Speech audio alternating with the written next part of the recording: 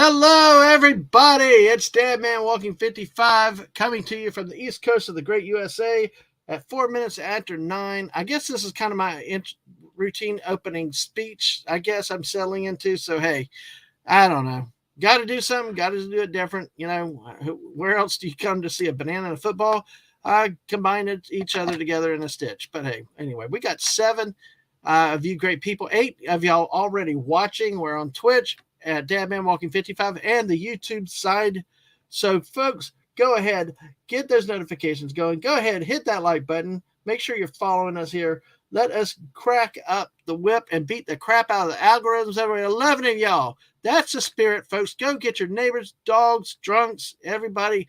Bring them off the streets, round them up, bring them in here for a great time tonight. Because you know what? It's not about me tonight. It's about the 3 great co-hosts I have with this show.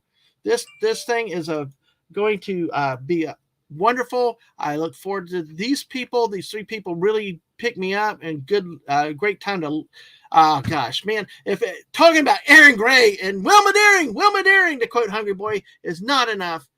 The energy from these people, from their sci-fi knowledge and everything else. Hey, what else can you do? And I'm proud to call each and every one friends. So, with that said, let me be the gentleman of the group. Introduce the ladies first, the ever elegant and classy. God, okay, I need to quit the British stuff. I fail miserably. It is the one, the only, the incomparable, the truly sweetheart of ladies around, Miss Daisy Blossom. Hello, Daisy. Hello. How are you tonight? I'm doing quite well, thank you. How are you? Nervous, as always, with these type of streams. So, but hey, ready to have some fun and talk about what we do like. You know, and there'll be some of what we don't like about with this. But hey, how have you been doing today? You getting a lot done, I've gotten a lot done today. Yes, been a very busy day. But now I'm settling in, and we shall talk about the Buck Rogers. All righty. All right. Well, that's a wonderful thing. And we've got 13 people. So let's go ahead because we'll have to get to the chat in a minute. Let us introduce the captain of captain of his own ship in his own right. You know, yeah, he may borrow a name and a photo from another captain, but who cares? This guy is his own man. He marches to the beat of his own spacecraft, and he says, engage number 2 or whatever the hell he wants to do. It's the one and the only, the JT Kirk, the real JT Kirk. Howdy. Hail, everybody. Hail, Daisy. Hail, Dadman. Hail, the chat. And as always, darn it, Mark. Yes, darn it, Mark. Jeez. Yeah, he's not even here, Mark. Hey. Oh, my gosh. Exactly. Well, how are you doing tonight, JT? I am doing well. You know, the body's a little tired. I spent 4 hours walking around a Comic-Con today and had a great time doing that. And now I'm ready to talk some Buck Rogers. Oh, did you get pictures of that con that you were on earlier? I did. I have not posted them yet on X or Twitter, but I will be getting to that soon, or else we go through them later. But some interesting things. I was a little disappointed in the dressing up. The cosplay was kind of weak, but there was a lot of cool stuff there. Well, did not see Walter Koenig or Billy D. Williams, but hey, that's okay. Were they advertised to be there? Oh, yeah. I just didn't want to stick around for it because it was going to be later in the evening and all of that. So, but they had Karate Kid folks there, a whole cast. So it was still cool. So actually, you gave me an idea. We talked about something earlier, but hey, we'll talk about that later. But hey, first, Buck Rogers in the 25th century, my friends. And you know what? What Buck Rogers review would be complete without this guy, the clown prince of all clown princes, the guy that's animator of animators, who always changes his name like people change underwear, or they should change their underwear. Okay, that's probably crappy analogy there. But he's got to walk into that one. If anybody could, it would be the great Hungry Boy. Hey, Hungry. Hello, and you know what? That introduction was actually perfectly appropriate for what I got to say about the episode today. So, magnificent you.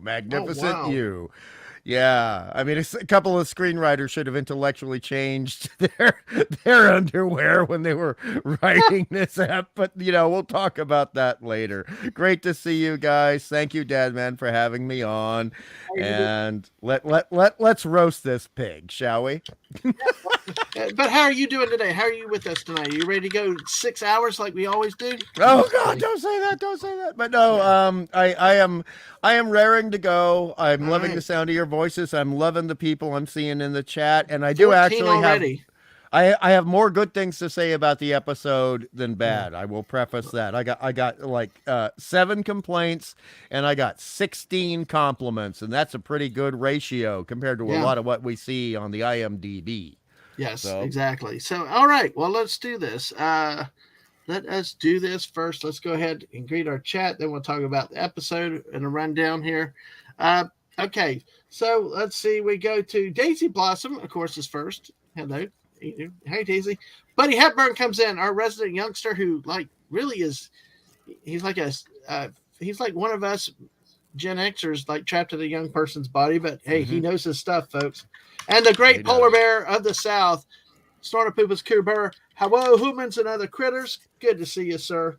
Good to see you. And Lemon Pie is here. Lemon Pie, how are you doing tonight? Citrus Street, yay! And we got the great Dave C. Mister, we need to get back into Fortnite soon. Dave, good to see you.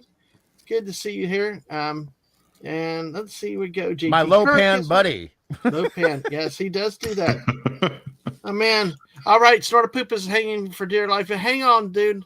Yeah, I know. Hey, but you know what? Just fall asleep in your chair. Listen to the smooth, sultry sounds of our voice. We take pride in that. And AFK Bart is here. Heyo. Good to see you, AFK. If I had to fall off to sleep, if I were Snorty right now, I would be thinking of Wilma Deering. Just, Exactly. You can't go wrong with that. I don't know. Naima was pretty in this episode too, if you know what I mean. So, oh, sure. Well, you didn't like Jack Palance? Oh, look, hey, if I was 60 years older and a lot more light in the loafers, I would have fell for Jack Palance in a second. Right. Well, I got to figure out who Buster Crabbe was in this episode because I sure as heck didn't. I don't know. Oh, dude! But we'll still look at the pictures. You can point them out a little bit later. Yeah. But hey, we got CRC, the Comic Relief Crusader, here with us tonight. Good to see you, sir. Good to see you. Hey, my man. Hail. Yeah, and we got OC Dobbins. Hail back to you, OC Dobbins. Good to see you tonight. Yep. Good to see you, man. We got more stuff coming up in December. And Hakeem is with us tonight. Hello, Hakeem. Good to see you tonight. Going down through here. And we are honored by the British Empire also in person. We not only have one on the panel, we've got the great Archer Collin, Aaron Gray, and Brianne Leary in the short, sweet sweatsuit sleeve out. Yes, that's exactly what I was seeing that I was going to talk about later today. You set him off. You press the on button on the Energizer Bunny, and now here he goes. Exactly. It keeps going and going and going and going. Yeah, I could stream 12 hours on that scene alone. Right. But hey. I have comments on that scene, but that's my take. That's cool. And all takes are welcome. All takes are welcome here, even including go get a shower or cold shower, whatever you feel like saying. Let's see. I just try to make sure I don't miss anybody. There's a lot of general chat. Archer says, not to mention Roddy McDowell, Buster Crabbe, and Jack Palance, who never met a role he couldn't overact. Hey, that's in my notes. Don't steal my gig, man. Don't steal my gig. And by the way, Snortapoopa's pulled up, never engaged the number 2. So, hey. That was your intro. Yes. And Archer Collin, I think we did in our original stream a couple weeks ago. I think that was mentioned. So, Snortapoopa does say, what is underwear? Yeah. So, hey, Stunning's here. Stunning, good to see you, man. All right. Hello, Stunning. Oh, he said, you're supposed to peel humans? Yeah, I said, underwear was the last thing you peel right before you eat the human, but, All right. It's a banana skin. Actually, I got an avatar. Yeah. There is a GIF about the banana peel. If I can find that while y'all are talking, I might pop that up. You know what? When it comes to fried food, a lot of people say the skin's the best part. So exactly, it is. And Hell Castle, good to see you tonight. Sorry, Daisy. Enough. Snarl Poopa said he can't sleep on that chair. He fell out and bumped me snoot. Well, just lay on the floor. Oh, Go ahead and lay on, move to the floor. Yeah. Yeah, Yeah. just get Ice on the comfortable. snoot. Ice on the snoot.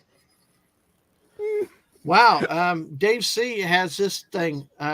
We'll come back to that later. Hey, all right. Hey. It depends. It actually depends on the costume you're talking about. Yeah. With some of those Yeah. costumes, that was true. With some other of the costumes, no, that was not true. So, the actually, believe it or not, the Colonel suit, her official uniform, was the tighter one. Mm-hmm. Yeah, it's very tight. Oh boy, you can tell. You can tell. You can. Oh Uh-huh. boy, you can almost hear the little. You can almost hear the words in her brain going, "Ouch, ouch, ouch!" Every step she ouch, takes yeah. in that one. But she looks so happy. She looks so ecstatic. She's being an there. actress. That's Yes. right. She's Well, that- acting, but inside she's going, "Get me out of this thing right now." And the worst part is, it's so tight. With going off what Daisy's saying, it's so tight. And then on average, under the old studio light system, it would be nearly 90 degrees. Oh Yep. my God. Oh no. Wow. That is awesome. You guys, I love your experience. That's why I like talking to you guys, because y'all know a lot more of that stuff than I do. But hey, everybody, make sure you've got your notifications set on the Twitch side. Make sure you got your notifications. Make sure you follow us on the Twitch side. We're at 102 followers over there. We are at now 508 again subscribers on the YouTube side. So that means there will be celebrations coming that I've got to somehow find time in my crazy December to do. We will do it, and we'll celebrate and have a big party for everybody. But make sure you subscribed if you haven't. Make sure you're always checking to make sure you're still subscribed, because weird things happen, and including notifications. I mean, one of our big streamer friends said one time he only saw my tweet, not the notifications from YouTube. That's so true. So make sure true. you follow me at Dadman Walking 55 on Twitter. So I think the only mod I see, Castle, if you could, either you studying, if y'all could put my Twitter link in now for me, I'd appreciate it. So anyway, but hey, with all that said, actually, you know what? Wait a second. Let's see. Hold on a second. I'll let them do it. If not, I can get to it real quick. But anyway, all right. So let's get started. Of course, we got Snorted Poopas coming in with the. I'd hate to wear a costume I had to be released from to answer Mother Nature.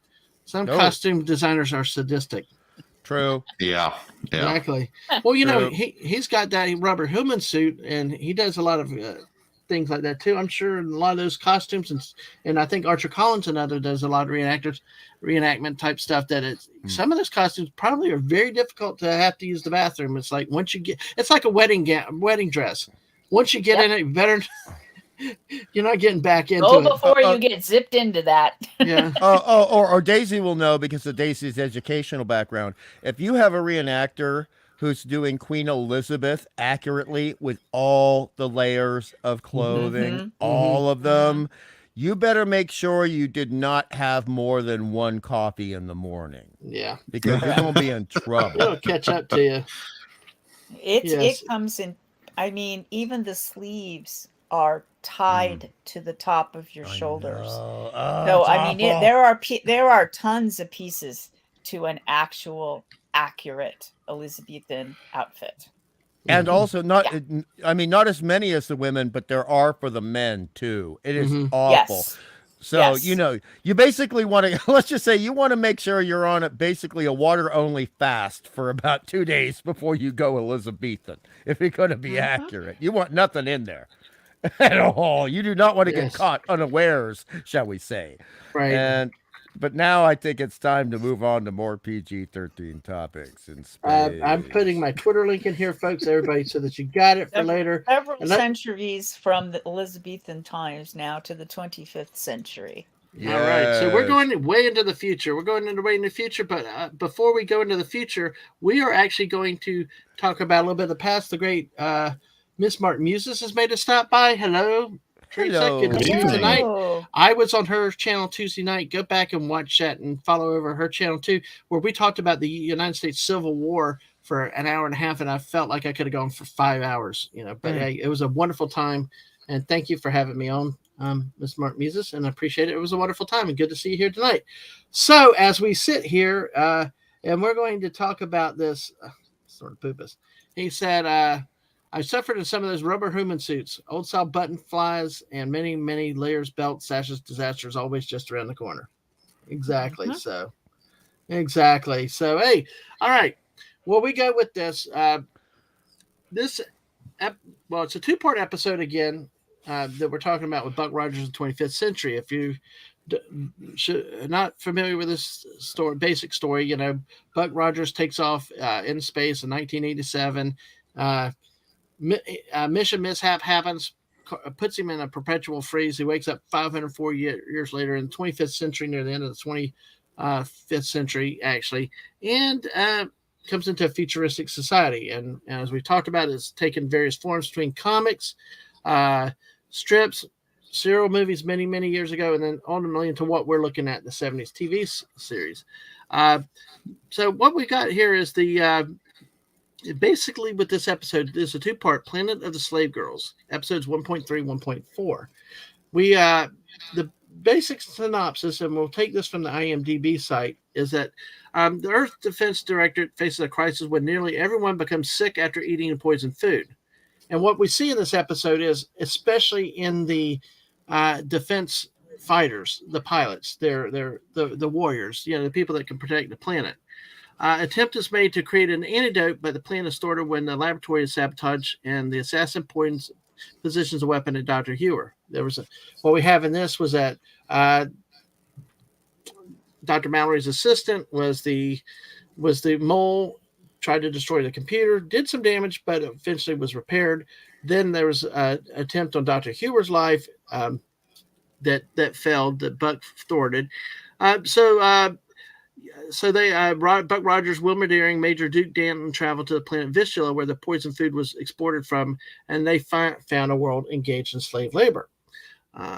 We had a lot of issues with that, and back and forth. Of course, Buck interacts with one of the slave girls that was there that actually gave him information about what was going on.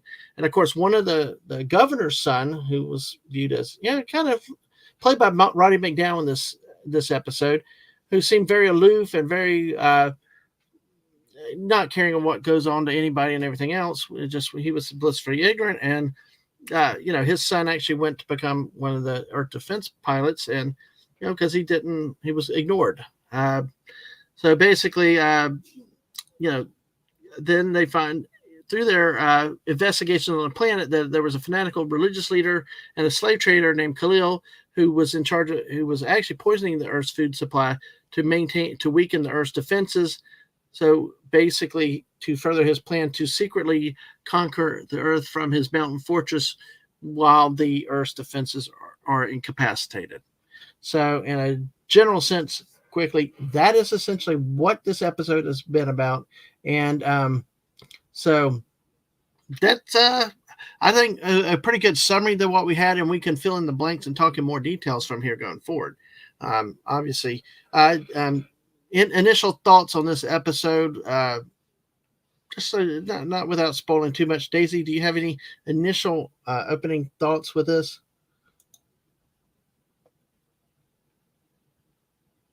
Not really, except I believe that we did discuss music last week, and I believe that they went from the theatrical opening song with the lyrics to now it's just the music and no lyrics. And it sounded as if the music might have changed ever so slightly, but I'm not positive. Okay. Other than that, no. Okay. Let me say hello to Phantom Outsider who's coming in. Hail chat. Hail to you, Phantom Outsider. Good to see you. Hey, Hungry Boy. Any just opening thoughts or observations? Okay. My opening thoughts is, number one, this was a very, very mixed bag of nuts episode compared to the pilot. And number two, I will be having a little bitch and moan about the music, particularly the incidental music, later on. And I understand that you have a first episode, and then the second episode generally is not as good. People are catching their breath. And this was certainly a case of that on a bunch of levels. And it's very clear to me, and this will be part of my ongoing comments, that I don't think they were as judicious with where the budget was applied in this one. It's clear that there was a large amount of budget put into some areas, and there was a lack of budget put into other areas. And that'll come up in my commentary as we proceed. And with that, I'm done. Okay. All right. Well, Phantom, be careful waiting out in parking lots. Good luck. Hopefully, you're not waiting too long. JT, any early observations, first thoughts, first impressions? Pretty similar to what Hungry was saying. I thought there was a lot of good investment in some parts of the show, and I think there was some opportunities to cheap out in others. The fight scene, I was very fearful for the actors in that, and I hope no one was injured during the filming. I do like some of the lines. I do like some of the acting. Again, it's 1970s James Bond in many areas. Yes. But I do find a lot to love in terms of building the world that this series will take place in. I feel like we had a lot of world building kind of thrown in our face in the theatrical release last week. And this week we get to build on that, but also let some of it breathe more. I think some of the characters are just allowed to be more at home with who they are. So, for at a high level, I liked it. So. All right. Well, I'll give my initial thoughts after I say hello to the great and glorious Mrs. Dadman Walking. Mrs. Yeah. So hey, who, as if you don't know, has already started her channel this week, starting on Monday with the 9 o'clock every morning, and actually tomorrow morning she's going to do it again at 9 o'clock. A day of starting off she wanted to start half an hour, but it's also grown to at least an hour most days. But a day of starting off with positivity and things like that. So, hey, welcome, and make sure you check out her channel. If you're Mrs., if you can put your link in the chat, I would not mind. I would appreciate it. So, or Stunning, if one of y'all could put her link out, or JT, if you could put the Mrs. link out there for me. Whoever my mods are, if you can help me with it, while I tell you what my thoughts of this episode was. This episode was, I think, like you said, was really a mixed bag. It had, to me, it was a good plot with the poison food. The pilots were, especially that was designed to take out the Earth's defense forces. I mean, and we'll see later how effective the plot was in it. But I just kind of wrapped up a little too hokey for me. Some of it was the landing with the episode about, Mr. Red Hands, and all of a sudden they didn't work. Mr. Red Ham. Well, I mean, just because, I know. Before, without releasing too much, it's like just the power of thinking can stop the guy. I was like, kind of like, No. That's actually a little. That's a little unfair. That's a little unfair. It's actually, and this is an undercurrent throughout the entire episode that I'm iffy on. I don't know if I like it or not. I know I liked it as a kid. Okay, as a kid, I liked it, but it's actually the power of faith. It's about faith. Yeah. You have faith in him, and it's very religiously laden. Yeah. Very religiously laden. And in fact, the name Khalid is a real name in another section of the globe, if you know what I mean. Well, see, the problem I had with it, though, was, there's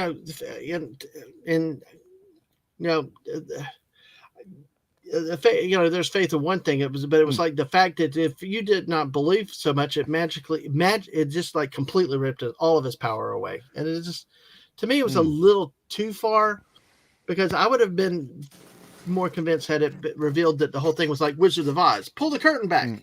Here's the fake. That type of ending. To me, would have been a better way to have ended, to show that he didn't have that power. Because when we see that it worked earlier in the episode, but the practical standpoint was in my head with,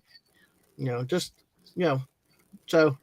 I hope I'm clarifying what I'm trying to say there. No, you are. It's actually very clear.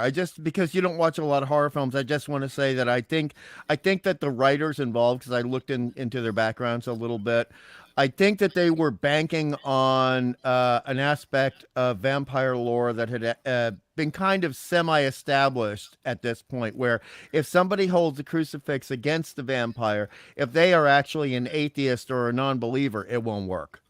Okay. And so that was pretty much established in Salem's Lot way back when, which actually I believe starred John Voight.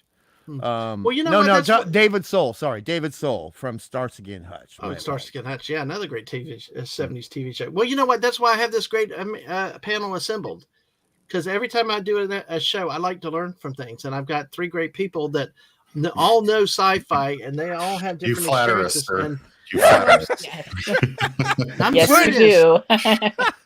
We're just the monkeys dancing to the organ. Hey, wait music. a second. We got a pudgy raid on the Twitch side. Hello, Pudgy. Hey, Pudgy. Welcome, Raiders. Party of Bring 5. out the cookies. Thank you. Bring out the cookies. Cookies for Pudgy. Pudgy loves his cookies. Oh wow, this is an honor. I had 3 notes with Mr. Red Hands there. Okay, well, let's get to that a little bit later. I might have jumped the gun on Yeah. that. Okay. So, Okay. I have some too.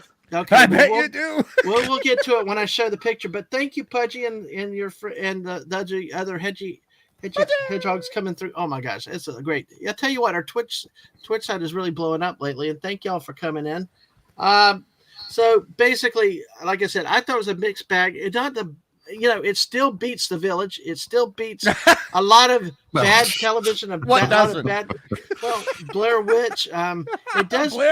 Blair Witch. Don't do this to me.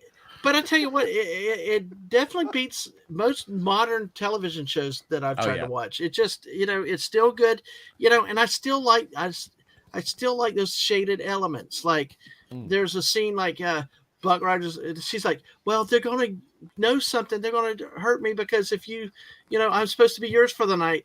I got a reputation. They're going to think something. He said, well, I got a reputation to uphold too. It's just a little bit of humor, but back to what we said last week, or the last couple weeks, about how a lot of the stuff was veiled, but you got it.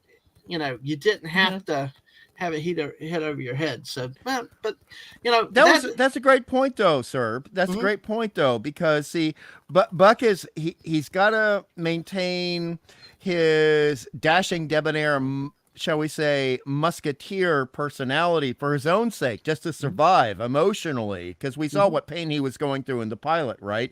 And so Rima, the slave girl, in the moment you mentioned, says, I'm supposed to be yours for the night. And he's clearly turning it down, but it's very clear by that point, and we'll get to it when we go by blow by blow. Buck has already got a thing for Wilma, even if Wilma doesn't have a thing for Buck. And to me, as a kid and as an adult, it was very clear he was never going to take advantage of Rima. Never, because Wilma's under his skin by this point. Well, see, and you see that, and we could start with moving through the episodes, because I believe the first season, the first scene. I'm trying to remember. There might have been. Oh yeah, I saw that, Archer. By the way, in the chat, Archer, I saw that. I read that as a kid. I bought that at the store. Oh yes, that one right there. I know exactly what you're talking about. To your point, one of the first scenes that I saw, and I can't remember if it was the second scene after they had shown the stuff on on Vistula, but basically we saw Wilma there, and Bud is cozying up behind her, being smooth, and you think, oh wow, we got a nice little romance here, and then all of a sudden she flips him over, and you realize they're practicing judo, and she said, that was great. Thank you for teaching me judo. That was kind of like, I did not expect that to come, and I think that's some of the good writers, because it lulled you in, because you always expect a certain thing when you see that happening, but there was that look that it wasn't a that sexual look. When Buck had that look on his face when Wilma was he was holding Wilma, and she was about to throw him. I don't know. There was a moment. I think not necessarily sexual, but I think there was a. I was saying non-sexual. No. I think though that there was an emotional connection. It was not just platonic. There was like a little bit of a longing look, or like, hey, I like this. On his face, certainly, and her eyes too, when she was looking back at him. And then the next thing, that's what surprised me so much was when she flipped him, because I'm like, I was getting ready for a romance, and it was like, well, there you go. I know. That's if George Lucas would have taken that to heart in Attack of the Clones, it would have been a much better romance scene. But anyway, the real scandal on that is how much of that was acting. Oh! but Check, you know, please. that don't forget to tip your waitresses. But that's where I thought that at the beginning of the right at the beginning, I kind of set the tone and teaching judo, for the 1970s, because then we go from that, and then we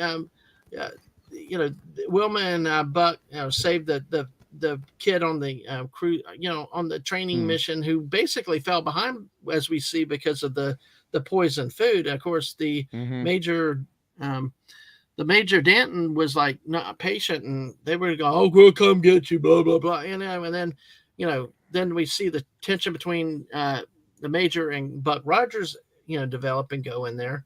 The pissing contest, yeah, pissing contest. So I mean, it was kind of cool to see judo thrown in there, because we hear later about foosball. We got foosball thrown into a sci-fi episode. So I wanted to change the name of this episode to American Football Plays in Space Battles. That was an interesting scene, though, because that's going to bring up some of the complaints. I mean, the thing is, the guy who actually plays Datton, Major Datton, right? He gets typecast as a butthead all the time. All the time. Kind of like John Vernon. Yeah. Yes. Good, excellent analogy, because he's good at it. But at least in this one, and this will go into other points later, this is one of my positive points.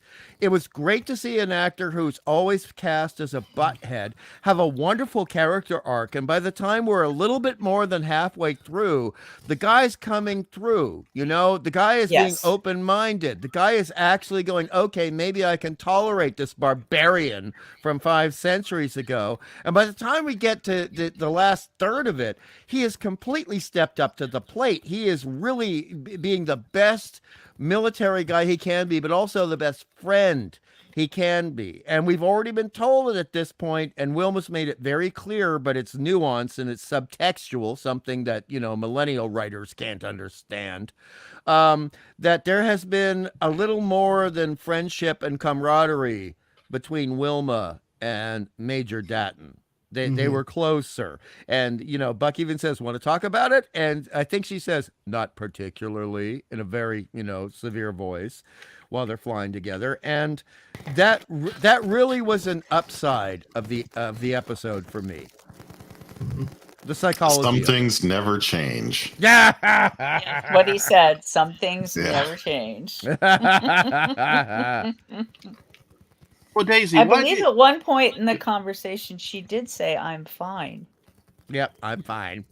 He said, "How are you?" And she said, "I'm fine." And I went, "Uh-oh." I know. Yep. Right. Yeah. Right. When Mrs. says I'm fine, it's like, but the dang thing is, I doubled down and said, "No, really, tell me how you feel." And that's not the answer. So, yeah. Wrong answer. Mr. Angel here's tonight. Hello, Mr. Angel. Hey. You would think after 27 years of marriage, I would get it, but I just can't help myself. Slow learner. No. Danger, Will Robinson. Warning. Yes. Warning. Red alert. Shields up. Y'all are a hoot, but hey, this is why I love you guys here with this. So, but let's. I like that. We'll jump to the scene where they're kind of fault, because we knew we had the tension there, and I really ended up.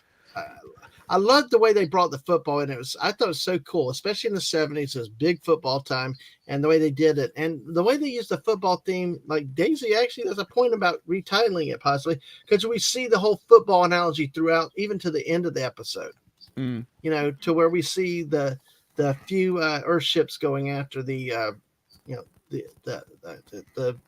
bad guys there, and I liked what they did, and I thought it was a good use of comedy there with that.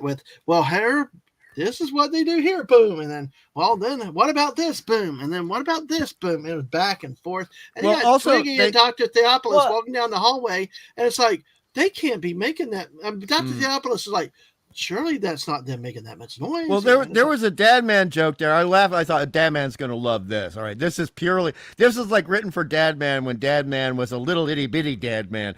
When Buck says, "Well, no, that's clipping." Yes. Yeah, clipping. no, Yes. I love that because Yes. exactly when he went to go tackle him and he was going at him from behind, I was like, Yeah. oh, that's clipping. No, like throw out the flag, right? And then they actually mentioned it. Yeah. Oh, Well, it was also Danton was joking before they even decided to get into full contact football, when he was explaining football. And so he was going on about, a game with a little ball and what are we going to do? Kick it with our foot. And I thought, no, because that's soccer. Yeah. No, that was good writing, but the jokes fell flat, Daisy. The jokes compared to the pilot had great jokes. That's true. That is true. I was making my own jokes. I was making my own jokes in the Oh, no, your jokes are great. The jokes in the episode were terrible. Oh no, it wasn't. It wasn't much better, but at least I could entertain myself. But they did start this two males peacocks preening their feathers before they actually started tackling and clipping and destroying the classroom and everything in it. And you're looking at them throwing themselves on desks, and the desk just falls apart instantly. And I'm going, wow, they don't make furniture very well in the 25th century. And stuntmen were earning their pay back then too, right? Yes, definitely. Like Daisy said, it started the very first scene when they're together in the space battle. At the very beginning, it was like, Buck is like, "Hey, give the kid a break," and then they're back and forth at each other, and right at the beginning, we see the friction walking in.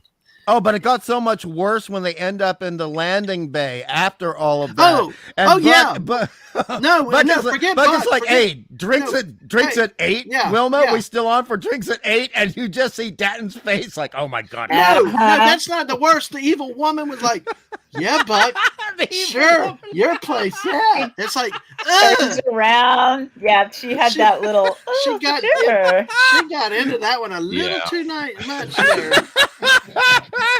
And she reminded, and he says, hey, such and such Wilma, and she says, Colonel, like reminding them of the difference in rank and the fact that she's risen above him, and because she's getting protective over Buck a little bit, right, that landing bay scene, and then it smooths out a little bit, and then the boys go at it a little bit more, and she kind of gets the shivers a little bit when that happens. Yeah. That part was pretty entertaining. Sorry, Daisy, you were saying. Oh no, that's okay. I was just gonna say, was that scene before or after we meet the AI and the doctor that are working on the antidote? Because I have a little bit about that. That was before the antidote scene, I believe. Yeah. Okay, so we're not there yet. Okay, cool, when we're introduced to the professor and the magnificent Carl, I have a lot of good things to say about That's Carl. what I was going to talk about, Carl. Some good, some but that's okay. No, expound. Please expound. I don't think we're there yet. Are we there yet? Oh, okay. No. Well, you go ahead. Let's go ahead. We can jump around. Okay. Jump around. Go ahead. Because I'm afraid if we don't touch something, we can always come back and forward.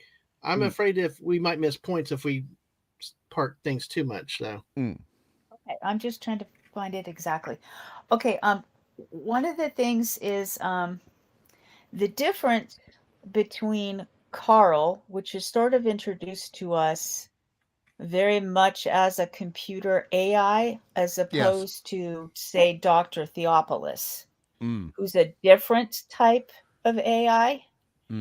And the difference in how Carl spoke and right from the start, and he said, I believe he called the doctor who he works with, which was Dr. Mallory, an ignoramus. Oh, yeah.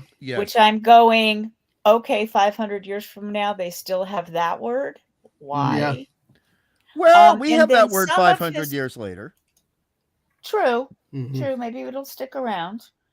I think that also the way he spoke when he was shutting down with the help, too late, goodbye, was very different. Even at the beginning, was very different than the way Dr. Theopolis and the other round-shaped AIs.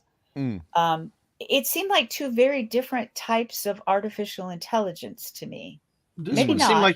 This one seemed like he had a sense of humor. Help! Yes, and too late. I mean, the way he just talked was like, too late. Yeah. Well, also he when Hewer comes in, Carl actually says, "And you are as equally forgettable to me, Dr. Hewer." I mean, this is an AI talking back to humans, which Theopolis almost never does. Right. Or his ilk. So that's a great point, Daisy. But I would like to point out, because I like a lot of junk science fiction as well as good science fiction, and I fully admit that. Yeah. The situation, the moment I was introduced to Carl as a kid, and then again, this week, I thought, oh, these guys are fantastic making this show. They basically took the snarkiness of Dr. Smith and added it to HAL 9000. That's true. Yeah. You're right. They did.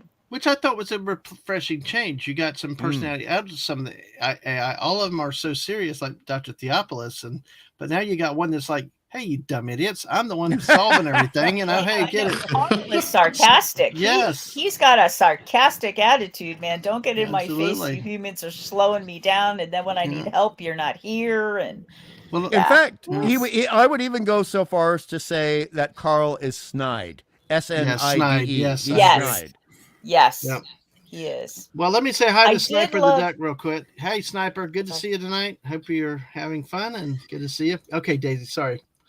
I also liked, even though Carl and Dr. Mallory could be snippy with one another, once it was Carl has died, Mallory's reaction was very much the same as a human losing another human.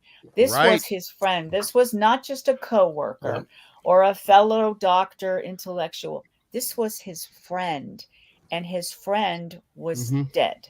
And that reaction was very, wow, okay. Because, I'm not attached to my cell phone even when it talks to me. But this relationship was definitely, these were friends. There was a mourning. They were truly like a mourning, like you would lose for a friend. Well, I mean, to back up with what Daisy is saying, most people would like Siri and Alexia to die, but not Carl. Yeah, well, see, Buddy makes the point that he took it as Dr. Mallory programmed Carl to reflect his own personality. Because, I mean, we did see flashes of that in Dr. Mallory's, but Mallory would direct it at other humans, not Carl. He was very less snide, though. Yeah, he was less. He was not as snippy and dismissing as Carl was. Okay. Did anyone else think that Dr. Mallory was not really even a doctor? That he was just kind of the lab assistant for the computer? Yeah. Because he just complained, oh, I'll never do it. Oh, I can't. And it's like, yeah, but to me, it worked when you consider how the whole society operated. Because remember, at that point, humans had turned everything over to the AI, where their environment, because the AI was looking out for the best welfare of the humans and stuff. We saw in the first pilot episode. So, weather, all that stuff, that's why they were ruled by the AI people, by the AIs. Humans had pulled back from that. So, I mean, that would be perfectly normal to see him as like the lab assistant, as the AI truly being the one trying to solve the mystery or figure out what the problem was. Just a data input person. I'm sorry. In chat, I like Phantom Outsider's comment that Dr. Theopolis is part of the ruling class of AI. Carl was an overworked, underappreciated working man AI. Yes. That's a good description. I like that. Yeah. And yet Carl is completely aware that all of the Earth Directorate Defense Forces are going to go down if this problem is not solved. And Carl has been told it cannot be solved without him. Right. And so if you're basically a guy working in the middle management and suddenly the executive of the corporation says, we can't solve this problem without you, and you've been treated a certain way, I'd be a little snippy too. Yep. Yeah. Let me go back. I want to go back a little bit because we highlighted a few that Archer Collin had in here. He said he thinks the episode was probably intended as a sort of second level pilot, given the appearance of one Brigadier Gordon. And then also he continues, I think the episode was probably, that's the same comment. Hey, all right, but yeah. But it's the, so, like a second level pilot because, we advanced beyond the Draconians and another threat in the galaxy, I mean, we still have the recurring theme of the threat from the pirates, but now we got another enemy out there. So it was interesting. That's another big beef I've got. Okay. All right. Let's eat that beef. Let's cut that beef up right now. Then let's get the beef going. Go ahead. Okay. Let's do some beef Wellington with this bugger right now. Okay. So not that word. Excuse me, my British ears picked up. No. My mom would have washed my mouth out. It's a good dish, though. Beef Wellington is a good dish. It just takes like 2 days to make. You know what word? I know. Oh, that other word. I don't know what word, so y'all are talking all over my head. I know, but here in Australia, that's just like saying, I don't even want to go into it. But okay, that's fine. You're an Aussie. I'll let you use it. No. All right. Continue. The situation is, and this is going into the sci-fi thing that Dadman wanted us to bring up, if we had a point about it, is that Buck has been gone for just around 5 centuries, right? Just around 5 centuries. And yet we have, and this is particularly true of this episode, but I didn't mention it for the pilot episode. Where are these other humans coming from? All right, because you have with Vistula, and I hate the fact it sounds like fistula because medically that's a really ugly situation. That bugged every time I heard that, it bugged the living crap out of me. Who came up with that name, Vistula? Me as well. Oh, because if you have an unwanted fistula, it's really gross. Right, okay, it's really gross. And but you have this highly religiousized culture on Vistula that represents, and we'll talk about this later, certain cultures and religions in our world that took more than 1,003 years to create. But Buck's only been gone for 500. Where did these people come from? Are they actually created from colonies from Earth, or are they separate humans that developed their own colony? We're not getting any explanations right here. And even when I was a kid, that was bugging the living out of me.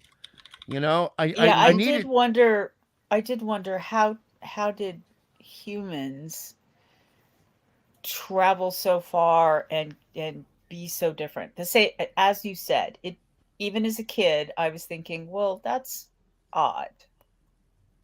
Yeah.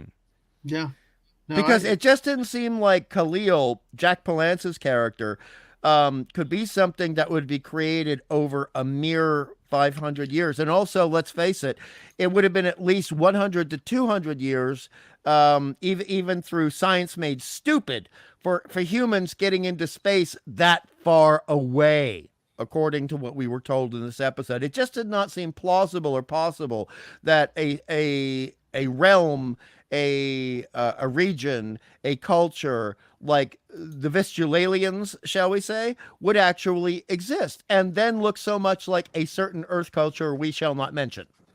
Mm-hmm.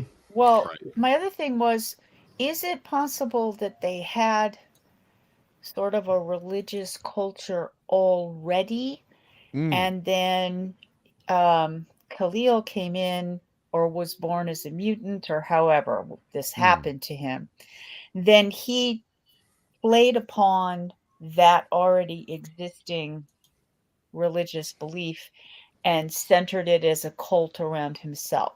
Is that a possibility, maybe? It's helping my headcanon.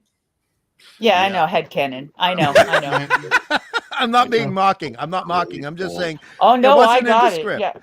It wasn't in the script, so we got to fix it for ourselves. Explained. And so we're going to look at it real quick. Yeah, so Fan Outsider said, "Where's your beef?" And Mr. Niblick, good to see you tonight. Good to see you. But there you go, Mr. Red Hands, as I called him. But it just because it was that you had that mysticism, and those are good questions that I'm like, where did all these humans get? And then sometimes when they call them alien, like in the first episode, they referred to the Draconians as aliens, and I'm sitting there like, are they lizards or something? What, they look human, It's like associating the word alien with human being looking life forms was kind of a stretch for me. So.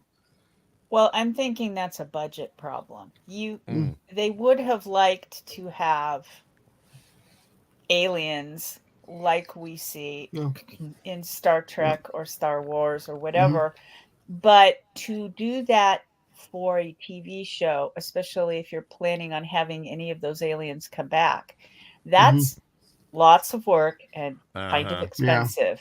So I'm thinking they just kind of did it and hoped everyone would just go, okay, yeah, I'll go with it. I'll let you have that. And Archer Collins, I think, would touch on something you had said, Hungry, as much as he loves the original Battlestar Galactica. By the way, we had a show on that a few weeks ago, one episode. Go back and look at that if you have not yet. He said the cosmology was to say the least suspect. So I think he's also pulling it in other franchises. Also, Glenn A. Larson was part of both of these shows, right? Yeah, yeah. He was a showrunner for both of them, and he was a co-writer for a lot of the episodes. At least, so is it possible the parallels of equipment, leftover scenes, and all this? Also, we see it in the science fiction and stuff like that. Is they do it for one. It's going to, of course, you're going to see the same thing. So drawbacks or shortage. The falling points in this. Wherever they go. Kind of like whenever you see a cowboy hat guy anywhere around Star Wars, but that's another thing for another day. So, once it starts somewhere, it goes everywhere. Buddy had a good description for my long words, non-Terran humanoids from other planets. Yeah. Yes. There you go.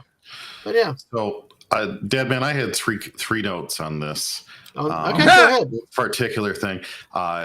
Note one, I was looking for the effects to mess up somehow on these red hands, and I don't think they ever did. So I wanted to say kudos to the special effects folks that did a stellar job of keeping the hands red and just the hands red, not half the screen and smeared everywhere. Which you definitely can see in this, especially his arm. Period. Yeah. Yeah. Like CW would do. Yeah. Oh, yes. Oh, yes. Let's see. The second one, he has very warm hands, so he should look at maybe getting into the massage business on the side. Just, that was what I was thinking. As long as they believe in him. Yeah. Good callback. Good callback. Standing ovation. Yeah. Sorry. All right. Sorry. Number 3, I forget because I guess I was just mesmerized by his horrible, tacky speeches and well, okay. Now let's stop. Let's stop a second. Okay, let's stop. Okay, is that? Yes. Oh God. Hey, Mr. Angel has to go back to bed, out for a quick sanitary stop. Okay, well, look, we may be going half the night, so if you wake up during the night, come back and see us. Even if we're not going, I'm maybe doing something at some point. So thanks for being there, Mr. Angel. We appreciate it. Thank you, Mr. A. There was a comment earlier in the chat, and if I can find it, let's see. And I believe it was Phantom Outsider. We're squirreling, but we're not squirreling. I'm going back here. Like, yeah, Juno would be problematic, especially from the look I saw in her face. Yeah, exactly. But that's why we like the 25th century, because they didn't get worried about that stuff. They just wanted to survive. There was one. Let's see. Oh gosh. So here we got this one now. You got to have faith for those red hands to work on me, Jack Palance. Now go do some push-ups. There was one other Fancy. There was one other thing. I don't remember, but basically, and there was a comment about Jack Palance overacting. Oh, chewing the scenery. Yeah, he was a Tyrannosaurus Rex with the scenery in this one, even compared to other Jack Palance episodes. But is that a common theme in the movies and roles he's played in? Yes. Yes, really? he is known for that. Yes, he is. That is actually one of his hallmarks. I think it's even kind of listed on the IMDb under their trademark section. So there are times where he's subtle, but I mean, he loves going. Dude, the guy was the villain in Hawk the Slayer, which you probably haven't seen, but JT probably has.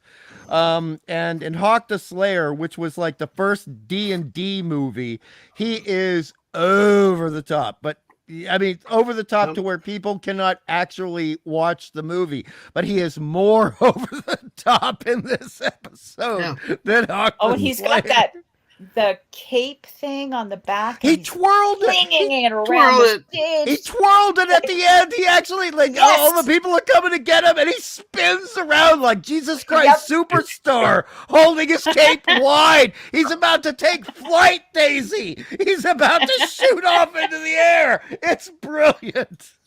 Wait, you thought those were effects? No, Jack Palance could do that all the time, usually right before or after push-ups.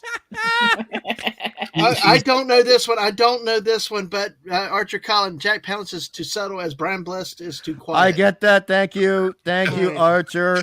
Okay, so Brian Blessed is a beloved British character actor, and he played the father of Blackadder in season 1 of Blackadder, and he also played the leader of the Hawkmen in the Flash Gordon movie in 1980. So now you do know him because you've seen the Flash Gordon movie. Well, no, I will say that I do remember Jack Palance from 70s and 80s of commercials, and he always seemed very dramatic in commercials. He was quiet in those commercials compared to this episode. Well, he's quiet, but it was always passionate. The way he talked was like, he had when he would do a voiceover kind of like or an intro for some TV show, he had a very specific cadence to his voice, even if he wasn't being this melodramatic like he is in this episode. Especially in Ripley's Believe It or Not. Yes. You remember that? Yes. Believe it? Yes, I do. Or not. Or not. And he would exhale at the end of the consonant. Oh, it's not. Yes. Yeah, that is exactly what he did. Yeah. So even then, it was kind of semi-melodramatic. It was very unique. And even if you didn't know who it was, you could hear that voice and go, oh, I know who that is. You didn't have to see his face. That's true. That's a great point. This is when I feel bad. This is when I feel bad. Buddy's so much younger than me, and he gets it. I'm like, this is all new to me, but hey, good for you, buddy. Go, buddy. All I can say is Gordon's alive. Yes. That is a great Brian Blessed line of all time. But you know what? I do think, at least coming in from the not really that familiar with him, is like it seems like all this does add towards making him, if this is a fanatical religious leader that's out of control or maybe unhinged, that those mannerisms, especially at the end when things are starting to turn against him, the exasperations, oh my God, somebody doesn't believe. Look how early he was ready to quit for his ship because the fear of getting defeated, and then he just whenever challenged, he just quit. He gave up, and it just. But the highs and lows of him really seem to fit both the actor and this particular character, I think. Well, also bear in mind that a lot of people who were working in television at this time, if they were older, had done a lot of stage acting. And when you're doing stage acting, the movements have to be bigger, the voice has to be louder, the facial expressions need to be more exaggerated because you can't only be an actor for the first 5 rows. You got to actually be an actor for people in row 15, 16, 17, 18, and they need to be able to see it and hear it. Yes. Well, I know. And I'm sorry. And so part of that was, when you see it on screen this way, you definitely get the televangelist kind of yes. However, if he had been more variable in his volume during his delivery, he would have instantly popped his performance out of something that didn't always work.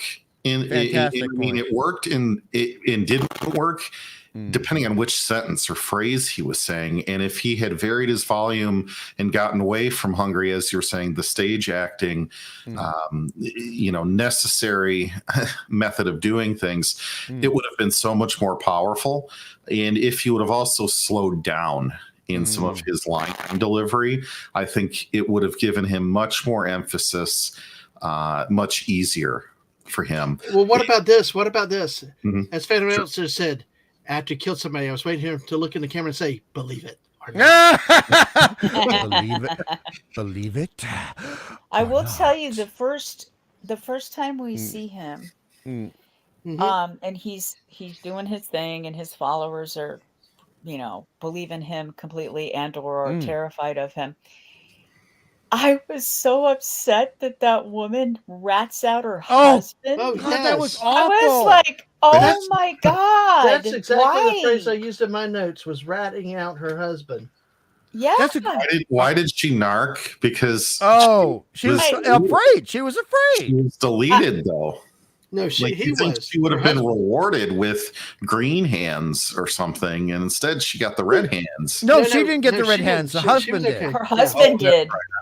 I'm sorry. Yes. No, and that goes back. He told everybody not to fear. That actually goes back to similar situations, and it was very understated in this episode, but it's one of the things I appreciated, where that would happen with the Spanish Inquisition. A lot, because the Spanish Inquisition was not about witches. The Spanish Inquisition was about things we can't talk about on YouTube, if you know what I mean, if you know your history. You would rat out people who were pretending to be Catholic who weren't Catholic, and they were called conversos. In terms of history. So the fact that she did that really, I mean, I did not know that when I was a kid, but I thought it was awful. But after learning history in my 20s and rewatching this right now, I went, oh my God, they added a bit of European history into this. That's harsh. Yes. I got that. Yeah. It was very well written, but it was very... Oh, sorry, go ahead. It was difficult. Oh, I'm sorry. No, go ahead, Daisy. It was just, I'm a wife. I love my husband. He's my other half. And there is no way on God's green earth or any other planet that I would have said, oh no, he's the one. He's the one you're looking for. Kill him. It just struck me. I got the references, but it just struck me as a horrible thing to do. Oh, agreed. Exactly. And I had a question, I guess, for the panel here about what the red hands symbolize on this. And it's kind of tough for me to really think anything other than maybe it was some kind of satanic or devilish symbology. And it was weird to me that he said, oh, I was touched by God on this, because and I know it's the 70s, and so the audience is trained to, only to not be thinking in other than monotheistic terms, right? So I'm thinking that's why they said it that way instead of perhaps another way, like Battlestar Galactica may. To me, we don't get enough cosmology, perhaps, as Fanti was saying in there, to clarify this up. But when I saw that, I was like, you were touched? Does that mean you didn't have the power and at some point you did? And why are you assuming that it came from a good source and not a bad source, especially when you can take life with it and it's red? It made me really kind of conflicted. And it also made me just think of Gul Dukat, episode of Deep Space Nine, but I won't squirrel off in that direction. Right. All right. Well, let me go ahead and say a couple things real quick, because let me say we've got people coming. Zachariah 315's here. Howdy, sir. Good to see you. Hello. And we got Squeaka here coming to say hi. Love you, people. Yay. And she's like, let me see if I can get it. Dave! I know. Oh, God. See, Dave, that's how much you're missed in Fortnite. You got to get back in the game with us. So, all right. But hey. Just had to say those. But see, like Archer said, some of these are characteristics of authoritarian regimes, Yes. And those type of things. It's mind control, fear, intimidation, keep them in line. We see it in Star Wars with, Grandma I like calling him Grandma Tarkin, your favorite Doctor Who, Cushing. Don't you start. I got to get you a hard time, buddy. But hey, it's like he said in that movie, the fear will keep the systems in line. And that's what we see, the fear, like Palance was in here, the fear. If you don't, you have nothing to fear if you believe, Well, So- also Yes. going back to what Daisy said with the wife doing it, it was horrifying, but it was horrifying on 2 levels because she's realizing at this point that if she doesn't turn in her husband and somebody dobs him in, that's an Australian term, sorry, rats him out later, then she's going to be on the hook because then they're going to say, oh, you knew and you didn't tell us. And then she's going to be in trouble. All her kids are going to be in trouble. And all her relatives are going to be in trouble because that's the way these regimes work. Again, to what Colin said, the parallels of the authoritarian, because it's usually everybody in the line. You look at what happened with the multiple attempts on the guy in Germany in the 40s. The whole families were taken out. I mean, basically, Rommel, I think, was one where it was like he sacrificed. It was rare the families were not always the guilt by association. They went everywhere through things, and as an example to anyone else who might rise up. Right, an example, setting an example. It's not just you; it's everyone you love. Like 3 steps and actually away sometimes from they go after them first, and you have to watch. Because what is more painful, very cruel, than watching a loved one having to suffer for something you decided to do or something. And also, like the people we're not mentioning that may have enjoyed Black Forest cake, shall we say, code word. But the situation was oftentimes they were just petty criminals in very nice uniforms. And you look at the end of this episode, not jumping ahead too much, but despite the beautiful raiments, to use a Scrabble word, the raiments of Khalid, he was very much a petty thug, a petty criminal, just like certain people in 1942. And you look at the governor, and as much I love it when my favorite character actors get to sink their teeth into roles like this. The governor Soroyan, right, played by Roddy McDowall.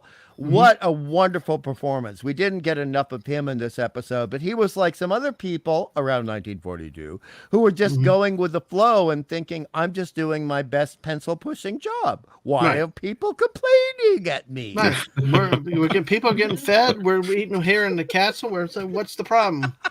Forget the yeah, exactly. He didn't see the thing. He viewed it like the dinner scene. When Buck got the dinner drink scene. spilled on him. Love that. He's like, you spent more out. Basically almost throwing her out to the field quarters. You're of the house. House servants should do better. And Buck's like, it's not a big deal. Relax. And there was just the tension. But see, then we also see the tension between the father and the governor and the son. Dad, I've been trying to tell you that. And but Dad doesn't listen. And it just, you see all these things. I will say one of the strengths of this episode is it really hit some high difficult issues very well without like a lot of the 70s shows tend to be not over heavy-handed with it. It brought up the thing about the indentured servitude. It brought up stuff like that, and where people were but yet you didn't feel like you got clubbed over the head with it, that it was actually part of the story where you actually could see the message, where there was also they advanced the story in the context of that message. And they only had so much time before commercial breaks to do it. And that's very important to bear in mind too. And they're talking about very heavy issues. And there's a certain word that you can't really go into too much, but I'm glad they did, which was slavery. Because whether you're talking about 1942 or whether you're talking about the 1860s in America, you would have certain dads and certain sons having disagreements over the issue. And possibly, and then even before you go into the 1860s, when you go to earlier than 1760s in the Americas, you have indentured servants, which are basically slaves with a time limit. Right. Exactly. Right. Yeah. And part of this I would have liked to have seen, and I know we touched on it already a little bit, was some makeup, maybe a nose ridge, of ear differentiation, the low effort Star Trek Voyager level of makeup to make these people not human, because it was very disturbing to me that you could take these people and just put them a few hundred years in the future, and now like the S word is all just totally normalized, and this teenage son has to be the one to speak up. And even I don't think Wilma really said enough in that it was Buck. It was the one that was the only one pushing it. But Buck come from that time frame though, where it meant a different thing, and these people moved ahead. I mean, and it's also the science fiction. To me, the science fiction element, because if you look at, a lot of the other franchises have had that same theme in it, and it's normalized in so many things in the future and in distant worlds. So I could see how people, like you said earlier, also, hey, we're living comfortably. What's the problem with it? Well, that's a great point, Dadman. And then I'm just going to say JT, one thing about that. I didn't mean to cut you off, JT, though. Oh, so no, let's listen to JT. Oh, okay. I was done. But I just want to agree with you and then ask Daisy what she thinks. I'm going to give a quick agreement, and then I'd like to hear what Daisy thinks. This is an aspect, and when you ask us to talk about science fiction, Daisy, I, and JT, irony is actually a major component of good science fiction. So you have the irony, and to use the proper use of the term, versus hipster wanks from the late 90s and early 2000s, who don't understand irony. The thing is, you have the irony of someone being called a barbarian by Dadman, who is actually more philosophically enlightened by the people he is dealing with in this episode. Yeah. That is science fiction. Oh. Well, guess what? We got 13 people with us tonight. Thank y'all for liking. I just was like, hey, well, guess what? We're one away from 510. I'm sorry, I got distracted. I'm kidding. I just wanted to know if Daisy caught that as well, and if she enjoyed that part. Yes, it always intrigues me when a sci-fi movie or TV series goes about saying, okay, you're from whatever year, you're from 2023, and you get sent 500 years in the future, and they have a different set of what is right and wrong and whatever, and they'll tend to call you the barbarian because you are 500 years in the past and you all must be barbarians. And yet sometimes your sensibilities in these things, your sensibilities are more enlightened, as you said, than just, these people are 500 years and they are aliens. So it is a different society, not even just the Earth people have changed 500 years. Theoretically, this is an alien society, and this is what they did. They came to this planet, they conquered the nomadic peoples and made them their personal whatever they want. You're the ones that work in the fields doing whatever it is they do, because it looked like a desert. How about we say unpaid, non-consensual servants? How about we say that? Yeah. Yes, sure. Unpaid servants. And and then it would be for the higher people, the non-nomads. To them, it was like, well, you should be really, really thankful. You're working in the house. You probably get better food. You don't have to work to your fingers to the bone out in a field. And to them, it's like the nomads were barbarians, and Buck was a barbarian for different reasons. So they were definitely thought of themselves as superior beings, because they were alien to that planet, was my understanding. I wasn't sure about that. I didn't remember that they addressed them. I didn't. They didn't. Think. They did not address how that society got on that planet and developed. That was one of my problems from earlier. Are they aliens, or are they extended colonists that became their own culture from Terran Earth? Well, what was the line? Your face looks like it had been stuck in a microwave or something. What's it? The Buck said it. One of them. Well, God, and there was the other thing too. I just have to address this is we have the Vistulalians, right? from Vistula. God, I hate that name. And I know. Roddy McDowell is the only one in darkened face paint. He's the only one, and he's wearing the turban. Yeah. He's looking like a sultan from Arabia or a Maharaja from India. But you know what was interesting, and let's shift. We picked on Jack Palance a lot, but let's talk about a couple of the other people that appeared in this episode.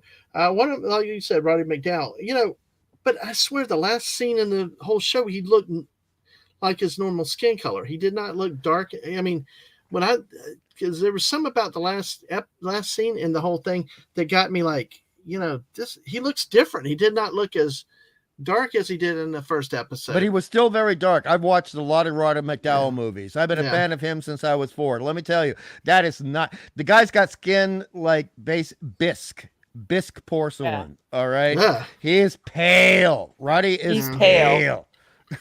I thought bisque was a soup, but anyway, it is a soup. It is a soup, but it's also a type of crockery. Yeah. Yes. So the missus will. Yes. Yeah. So they used to refer to bisque white skin in a lot of literature. Okay. Well, the other part of it was, and this was in the late 70s. Yeah. So there was the difference between the governor, the father, and the son. Mm-hmm. So the father was running things a certain way. His generation was doing specific things and acting rather airhead, and everything is fine. The palace is running. I'm happy. The son, a different generation, saw all of the what wasn't okay in this society. And wanted to make it better after, which mirrored what was happening in the 60s and 70s and the divide between the generations. Whereas the older generation was okay for things to do a certain way. Hey, everything's running. We got food on the table. Everything's good. Whereas the younger generation were the one that went, no. There's inequalities. And there's these things that are wrong that we're doing. And the boy kept telling his father, and his father wouldn't listen. Yeah. And I think there was some of the undertones of what had happened in the 60s and 70s between the two generations. Yes, one wonderful point, Daisy. But also, and I did not miss this because I will just admit I went to more than a few Catholic schools. Okay. But also there's a bit of a Moses metaphor there, where you look at the elder generation that raised Moses, and then you look at Moses as a young man saying, I don't like what's happening to these Hebrews. Didn't go over well, you know? And, True. And there was a bit of a ruction, but the people who raised him and himself, you know what I mean? Bit of a ruction. Just a little bit. No, it makes sense. I didn't mean to get religious, but Lenny Larson is very religious. He was religious in Battlestar Galactica. He's religious here too. But hungry. Look, hungry. This is the thing with this channel and a lot of shows. Yeah, I don't want to get into religion and politics and things like that because we're bringing people together and things like that. Yeah. But when we're talking in context of a TV show or even sports, you can't always get the politics or the religion out of it because it provides context of the story and to the mythos. You have to hit some of those issues to some degree. And so you're asking me to throw away my Irish Catholic guilt here for a moment for making that point? You tell me to let it go? Exactly. Okay. Because honestly, we're having a free thought discussion with this, and and with the writers come at us with that type of background, and we see those parallels. Just it's no different than when we see the World War II references in it. Okay, we have to acknowledge them and talk about them without apologizing. It's what it is, you know. And not only we see guns, you should bring it up because some people may not have had that upbringing or background.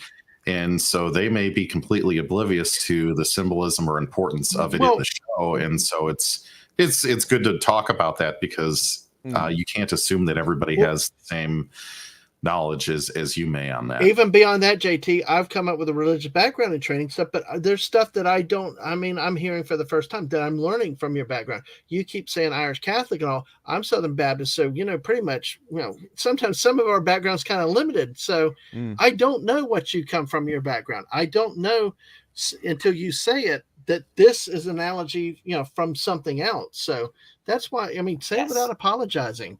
All right. It's part of our discussion. And go ahead, Jay-Z. I'm sorry, I didn't mean to interrupt.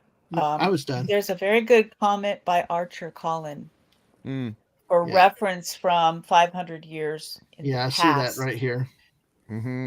I'm sorry, Hungry. I didn't mean to cut you off.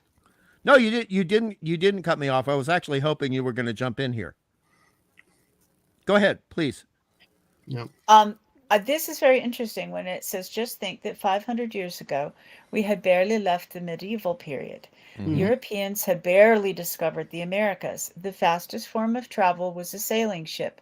Christianity was either Catholic or I assume Orthodox. Yes. Yes. And let's also bring up something that Daisy's going to be aware of, that 500 years ago, especially when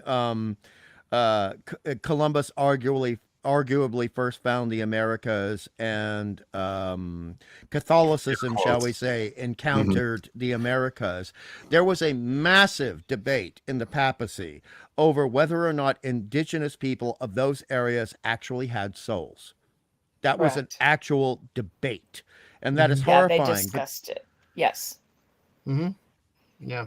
That they discussed that as if to them that was a perfectly normal conversation and they were not doing anything wrong, even though of course now it's 500 years later and we're going, how could you not consider them, first of all, fellow human beings and at the very least fellow children of God? Right. Why would you not see that? But that's very easy for us to say now. Yeah. They didn't even have newspapers. They had traveling minstrels who would sing what the news of the day to you. They didn't have Twitter. They didn't have, oh look, I have, some news app on my phone. Yeah. And most of them couldn't so they even lived a better read. life. Yeah, that's true. They did. They did not have to deal with social media. God bless their hearts. JT. But, absolutely, JT. That's funny, but just to back up Daisy, and then I need to shut up for a minute. The thing was, at least there was a debate. At least there was like almost 50-50 argument over the souls issue. Versus people that said, no, these people are the equivalent of pack animals who can speak, which is disgusting, as you said to us right now. But the fact of the matter is you had other people saying, no, they've got history, they got tradition, they have stories that go back hundreds of years like we do. And so that's why it was a debate that went on for decades in the papacy, in the Vatican. Well, there's a couple points I wanted to go back on Jack Palance. I want to come back to Roddy McDowell, though. Phantom Outsider had said here, the wife turning showed him how much influence he had and in context. And then also as a kid, I thought the red hands was him using the crowd's negative energy on the victim. So that was established in the script. Yes. Yeah. And that was kind of you could actually see that. But then again, as long as you feared, I mean, if we saw what happened at the end when Buck didn't. But let's look at Roddy McDowell. what other roles has he been in? Because I've only seen him in a couple little, Planet of the Apes, dude. Cornelius. Okay, I've seen him vaguely in that, but I've never watched a lot of those. I'm sorry. He looked like he was real serious in this. Really great, really serious actor. I also thought he was kind of like a comedian jokester guy in the things I've seen, but this one he was really snippy as the governor. He was very egotistical, very, very clamped down on the slave girl and stuff like that. I mean, it was really interesting to see him. How did he in this compare to some of his other roles? Just because I'm the Roddy McDowell fan here, and then I want to hear from JT and then Daisy. I loved him in this because I'm actually comparing his performance here to other things I've seen, including a wonderful 1966 horror film in a modern tale of the Golem, right? Which is a Jewish story, a Jewish folklore myth with a monster, the Golem. And then I compare him to Cornelius in Planet of the Apes. And I compare him to a horror comedy musical called Arnold, where he's playing a complete scumbag, but he's hilarious and like over the top hilarious. And so I loved him in this. I loved every second of him in this. And I'm done. Oh, that's cool. JT or Daisy? To my knowledge, this is the first thing I'd ever seen him in. So I could not engage your conversation any further. No! That happens. Sadly, yeah. That's true. You can tell us what you felt about the performance itself, his character in this. Yeah. I think he did a perfectly competent job. Yeah, I didn't have strong feelings one way or the other. Maybe I was just looking at Wilma too much. That tends to happen. I know. Yeah, I get it. I get it. Well, and honestly, looking back at it, he really just seemed like the only reason he was there. When I look about and think a lot about him, he was just kind of like a plot line for his son, the father-son drama. Because he really didn't. He was like this. All went under. He was not involved in the actual bad stuff that was going to happen to Earth. He was just kind of on the side and caught up as a side character and all that. He was not a bad guy necessarily. His issue was the relationship with him and his son. So to me, it almost was like you could have had anybody play that role. It would have mattered because the drama was really the human element between father and son, and and running the country. I thought, because you see, at the end, he's like, well, I'll resign. And then they're like, no, that's not the point. The point is listen to your kid, do things like that. So to me, it was kind of a waste of a guest appearance in this case, because he really was not. It's almost like you had two big hurricanes, and where sometimes one hurricane sucks up the other if they're too close. I mean, Palance was the main bad guy. He sucked all up the oxygen. McDowell there was very effective, but you could have had anybody play that role, I think. Because he really was a side issue. Yeah, not to dismiss the planet, the slavery issue, all that stuff with that, but it just, in the end, when the episode wrapped up, it was just kind of like, okay, life goes on. He's still the governor. There was nothing really that happened. And the part was small. You're right. So how much could he really do? I'll just want to point out there is a bigger waste of a guest actor or a guest star appearing, and that would be The Mandalorian, the current season with Jack Black. Oh God, him and Lizzo. Yeah. Oh my. Yeah. Why did you even have to mention that? I don't want to squirrel us off too far. Why did you even have to mention that? Oh my gosh, JT. We're gonna have to have an after party where we discuss that one. So, hashtag all lives. Anyway, no, I'll have to get Lisa on with you then too. So, all right. So anyway, let's look at this real quick. Some of the comments there, but that's just one of the things I thought with it. I loved him. I thought he was very effective, but in the end, it was kind of like, well, why did you pay to get this guy in here? I mean, in all seriousness, and I don't mean disrespect. He was great at it, but it's like he just was a plot device with the politics on the planet. You could, I didn't. I just thought it was a waste. I just thought it was. You could have had a better. I don't know. I just think you could have had him more involved in something more significant. Well, okay, but I just want to stress okay. at this point in television history, Roddy McDowall was getting hired everywhere. Television production companies loved him. Studios loved him. He'd been in more than a few television movies. And so let's just say he was a safe bet, because there would be some people who might not tune in to a Buck Rogers episode 2, right, if it hadn't been for Roddy McDowall. So it was actually very wise decisions on Glenn A. Larson's point to get him cast in this. Yeah, but also at the time, weren't the studios, the actors tied with the studios pretty much, that you had to, if the studio produced it, you're the actor under contract with the studio, that's where you were going? Yeah, but that doesn't mean you necessarily had to take that job. I mean, there were, you might have you might be beholden to take 7 jobs in a year for a studio, but that doesn't mean you had to do Planet of the Slave Girls, which, by the way, is a bait and switch title, since there was only one slave girl. Yeah, I know. I mean, I did keep waiting for that. I did keep waiting for that. That is a drawback, because it's like, only singular. It was everybody else was. I mean, I guess they were slaves in a way, but it was men and women that were slaves to the religion. Men and women that were slaves, and I'm going. The Planet of the Slaves girls sort of implies that the slaves are all female. And there's going to be a harem. That's not There's true. going to be a harem, Daisy. They were implying a harem. It was a bait and switch, and I don't want a harem, right? But I want it because I'm a pedantic person. I have been since I was 4 years old. As a kid, I was sitting there going, "You should have titled it Planet of the Slaves, plural." Correct. Guess what? We have our early days of clickbait. You know? Yes. That was in my notes. I knew exactly why they did it. It was obvious.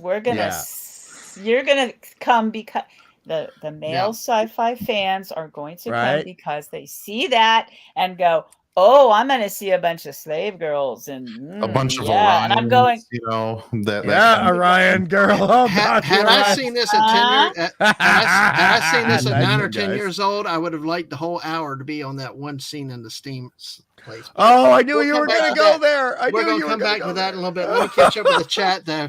Colin, Archer Collins says to make another point about progress is episode of Mork and Mindy where the grandmother points out in her lifetime we've gone from not being able to fly to walking on the moon.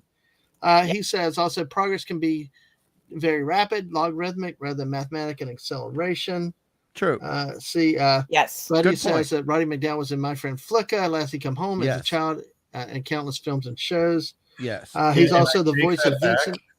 I take it back. He's in Planet of the Apes as Cornelius. So, and I said that. Yeah, but I wasn't paying attention. So. Oh, no. All right, I'm out of here. Archer's out there enforcing the gift cards on people who don't know the Roddy McDowell. No, there you go, Daisy. Call him to order. So the kitty with the cybernetics are going to call all kitties with cybernetics call the shots. All right. Look at Daisy's avatar. We bow to Daisy. Now, Archer Collins is also saying that his casting may have been another draw for the science fiction fans who knew his name from those other roles. Yes. For me, certainly. Yes. That's where I recognized him from. And Jack Palance. No, Archer's point is Wilma was a slave girl too, if only undercover, so she was well, that's a technicality. Buddy Hepburn. Jeez. Oh, Buddy. No, Planet Vistula with the Vistulans or the Vistulae. Vistulalians. You said you didn't like the name Hungry, but I did look it up because I said that name is really familiar. Where do and then you were grossed out, right? No. The River Vistula is the equivalent of the Mississippi that runs through the center of Poland. Oh, really? I didn't know that. That's great. And Poland is known for their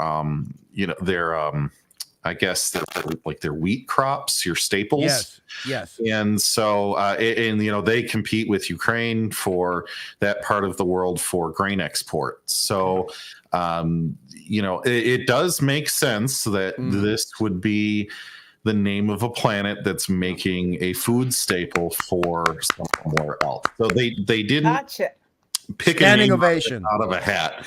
Standing ovation. At least I hope they didn't. I guess they could have always randomly gotten lucky, but I believe that it is why they picked that name. No, that is great. Thank you for that. And also, when you take into account, the agricultural opportunities of Poland was a major reason why it got invaded at a certain time in history in the last century. That makes even more sense. Thank you, JT. Right. Oh, well, and as you said, this planet making their gross little food cookies, but they are, as you said, making the food for the rest of the whoever they're giving the food to. Those were gross. They look terrible. They didn't look like good cookies. I'm thinking you could have used a good-looking cookie cake. I mean, somebody's grandmother could have made them look better than. Why would you want to eat that? And then in that other scene when the Buck and Danton crash in the desert. Oh, yeah. And Danton would rather eat those gross little food cookies than eat the dead whatever it was that Buck was cooking. And I'm like, okay, dude, I'm sorry. In 500 years, I guess. No, and we're seeing a going to picture go of the Major Danton. Soylent Green route. Yeah, you know? Soylent Green. Nice reference. That's a movie. Reference. That's a movie we're going to have to do, and I would like both of y'all on it with the missus, because the old famous story about how we have had a town down here that had a funeral home on the north side and a restaurant on the south side of the town, and from beginning to ending, and it was like, oh, my mother-in-law thought was Soylent Green. So we've got to talk about that movie at some point. But we got Major Danton here. You see, we got a little picture, and here, this is everybody's. Hey, her hair is perfect. Oh, I loved her hair. I tried in the 70s. Yeah. Like Farrah Fawcett. Okay, she was the big thing. I'm sorry, JT. She was a blonde, very beautiful blonde. Yes. And she had this beautiful feathered back hair. Feathering. Like Wilma does. And I tried, and I did everything, and my hair is straight and baby fine. Yep. It's not going to feather. No, and how do these? A lot of the actresses had it. That type of. See, I couldn't do the Han Solo flybacks. I wanted that part in the middle with the flyback. It was like I could not pull that off. My head of hair would not cooperate on that. So. Well, there was male feathering hair too. Yeah, I agree. Han Solo, like I said, Han Solo. I wanted to be like Han Solo, but I couldn't. Yes, forget Luke Skywalker. Anyway, but yeah. And I mean, we had curling irons, and there were blow dryers, and all of that good stuff. And my hair was like, "Yeah, girl, it ain't happening." Yeah, exactly. There isn't enough hairspray on the planet to hold this. Even Jimmy Johnson couldn't get enough hairspray out of his hairspray can. Football, Jimmy Johnson, like his hair did not move at all. I mean, everybody said how Orange Man's hair doesn't move. Jimmy Johnson was a football coach for the Miami Hurricanes, then the Dallas Cowboys. JT knows who I'm talking about. It was like Mr. Hairspray. He's still on TV these days. But Phantom Outsider said, I like that you do whatever he says and we'll go to victory. Really? They were using a relay system that couldn't be instantaneous, and the delay alone gave Buck and company an advantage. But hey, that's another point. They used football, though. They split the middle and they rushed the quarterback and sacked him. But okay, go ahead. I do want to come back to guest appearances on this a little bit more. But go ahead on that point, though, that you have a pick with this. You mean the hair or other things? No. I thought with this point here about what Fanny was making right here. Can you put that back up? Thank you. Yeah, right there. I thought you had a disagreement. I thought you agreed. Oh no, I was going to make a different point entirely. I thought Hungry had a different point with this. No, I want to hear Daisy. Okay, go ahead, Daisy. Oh no, I'm sorry. The other thing I found quite amusing was the GPS bracelets. They had GPS, so basically like a smartphone. I mean, a smartwatch. I'm sorry. So that's why I was thinking of the Jeep, but they didn't just act like a GPS. They also were poison detectors. And I'm like, okay, somebody at like Apple should come up with that, But see, isn't that an element of science fiction, though? Detect poison. And James Bond. Isn't that an element of the whole science fiction? That is absolutely. Perhaps. You take something. Perhaps. Okay. Well, okay. Daisy and I are older than you. We're more forgiving. My original definition of what I considered sci-fi was, in some aspects, you take what is currently known in science or technology, and then try to predict where it will be X number of hundreds of years in the future. So with this particular thing, way before we had cell phones and smartwatches, obviously, somebody read some science journal somewhere about the possibility of getting, they didn't call it GPS, but a form of we can track you and each other, or people that you want to, she could track, knew where he was or he knew where she was, and put it into this little bracelet that you were going to wear, which was not possible at the time, really. I mean, not to what they were doing, and to hit an alarm, an SOS. I'm in trouble and this is where I am. So, yeah, it might not be a specific definition of sci-fi, but to me, that's an element of sci-fi is taking what's in the known science and tech world right now and then guessing however many years in the future what they're going to do with it. Yeah.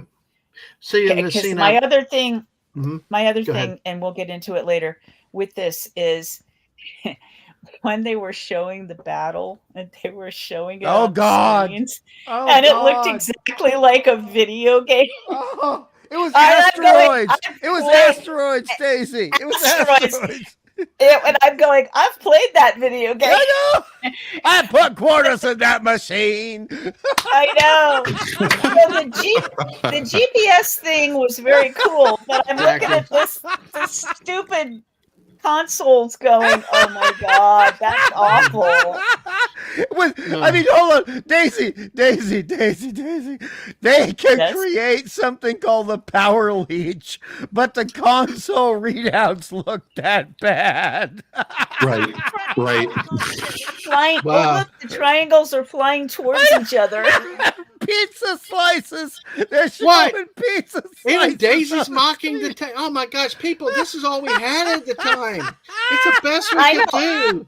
That is true. But I'm just saying it's very, in a lot of sci-fi back then, they just didn't forward think enough. And the special effects to try to, I mean, my beloved Star Wars in 1977, or I can't remember now if it's 77 or the next 77. one. 77. And it's not A New Hope. It's not A New Hope. It's Star Wars. That's what was on the poster. I said it was Star Wars. Yes, when they're bringing up the graphics for the Death Star, I know. And it's on a flat screen, and it's got this little, this little triangle, and then it shoots these little beads, and they go down the little hole, and then the whole thing puts into little pixelated blow up, and I'm going, oh my God, I know why they couldn't do anything else, but it's difficult because I'm thinking, I don't think that's what it's going to look like. Yeah. Well, let me go ahead and because I want y'all to get your points that y'all want to make because we're at an hour and 40 minutes already. I mean, this is how fast time. Well, no, I want to give this as naturally as we go, but I want to make sure that y'all get your points in. A couple things I want to catch up with chat and hit that I want to hit. And I want to make sure we get it because I mean I'll go as long as y'all want to go. I'm having fun as long as the chat and stuff, but I just want to make sure we get the bare minimums covered. We talked about Carl, the computer here, Dr. Mallory here. There's a scene back in here, with this, just to show y'all this. With that, yeah, that's Carl, the AI. Yes, Carl. Oh, I wait for Walking Dead or an ancient link. Carl. That whole Carl. But so a couple things I do want to catch on real quick in the chat because Archer says to you, Daisy, that take what is currently known and extrapolate from there without anything that actually contravene currently known science called hard sci-fi nowadays is what he thinks is that.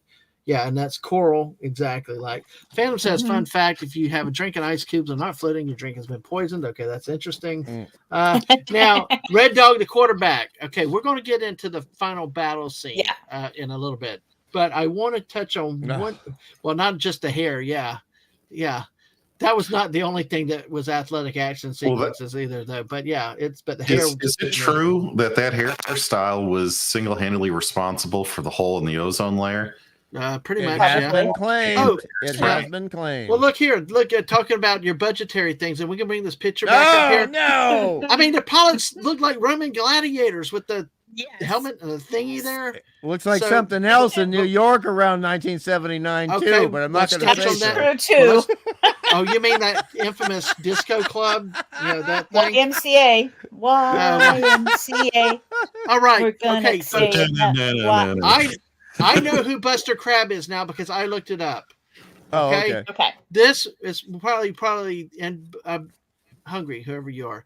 I want you to help me understand. You're gonna call me Clubby again? Yeah, I don't know. I was about to call you Buddy, I think, but I want you to tell me about Buster Crabbe, his whole legacy of.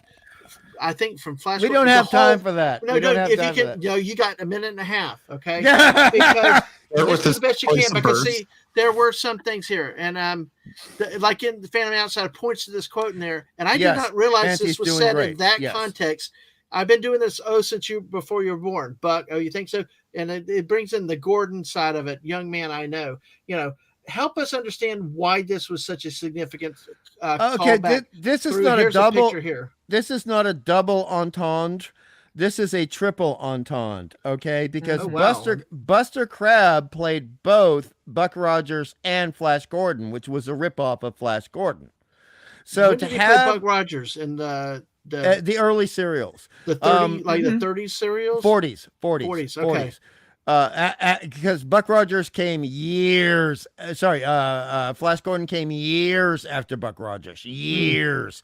Yeah. So the thing is that and also they dyed his hair so he looked a little bit different. So Flash was blonde, Buck was brunette, and the situation is to have Buster Crabbe come on the show as someone named Gordon is a massive in-joke. And I compliment Glenn A. Larson and the writers for putting that into this episode. It is actually brilliant. It is an Easter egg before we coined the term Easter eggs for media. Mm-hmm.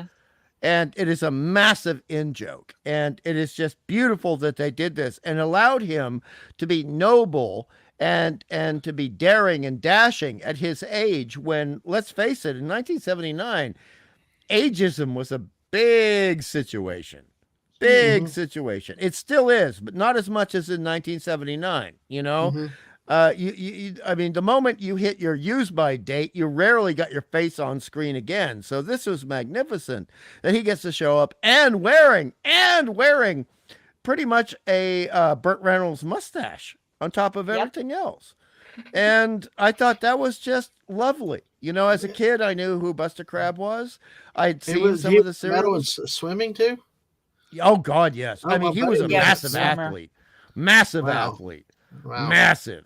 And actually, I hate to say this. I don't want anyone to hurt me for saying this. But probably when this episode was made, in a bar fight, Buster could have taken out Gil Gerard. Most likely. Even at that age. Probably. Look how, exactly. So, well, if woman could flip him over. Yeah. Okay. Go ahead. Yeah, JT. This picture reminded me of something that I wanted to discuss. The shuttle bay or the hangar bay, whatever you'd like to call it. It's very obviously on a sound stage with a black backdrop. However, it is more believable than, and I'll just pick on it, it's more believable than any scene in Star Trek Discovery or New Worlds. And I picked those out because they're contemporary, okay? Right.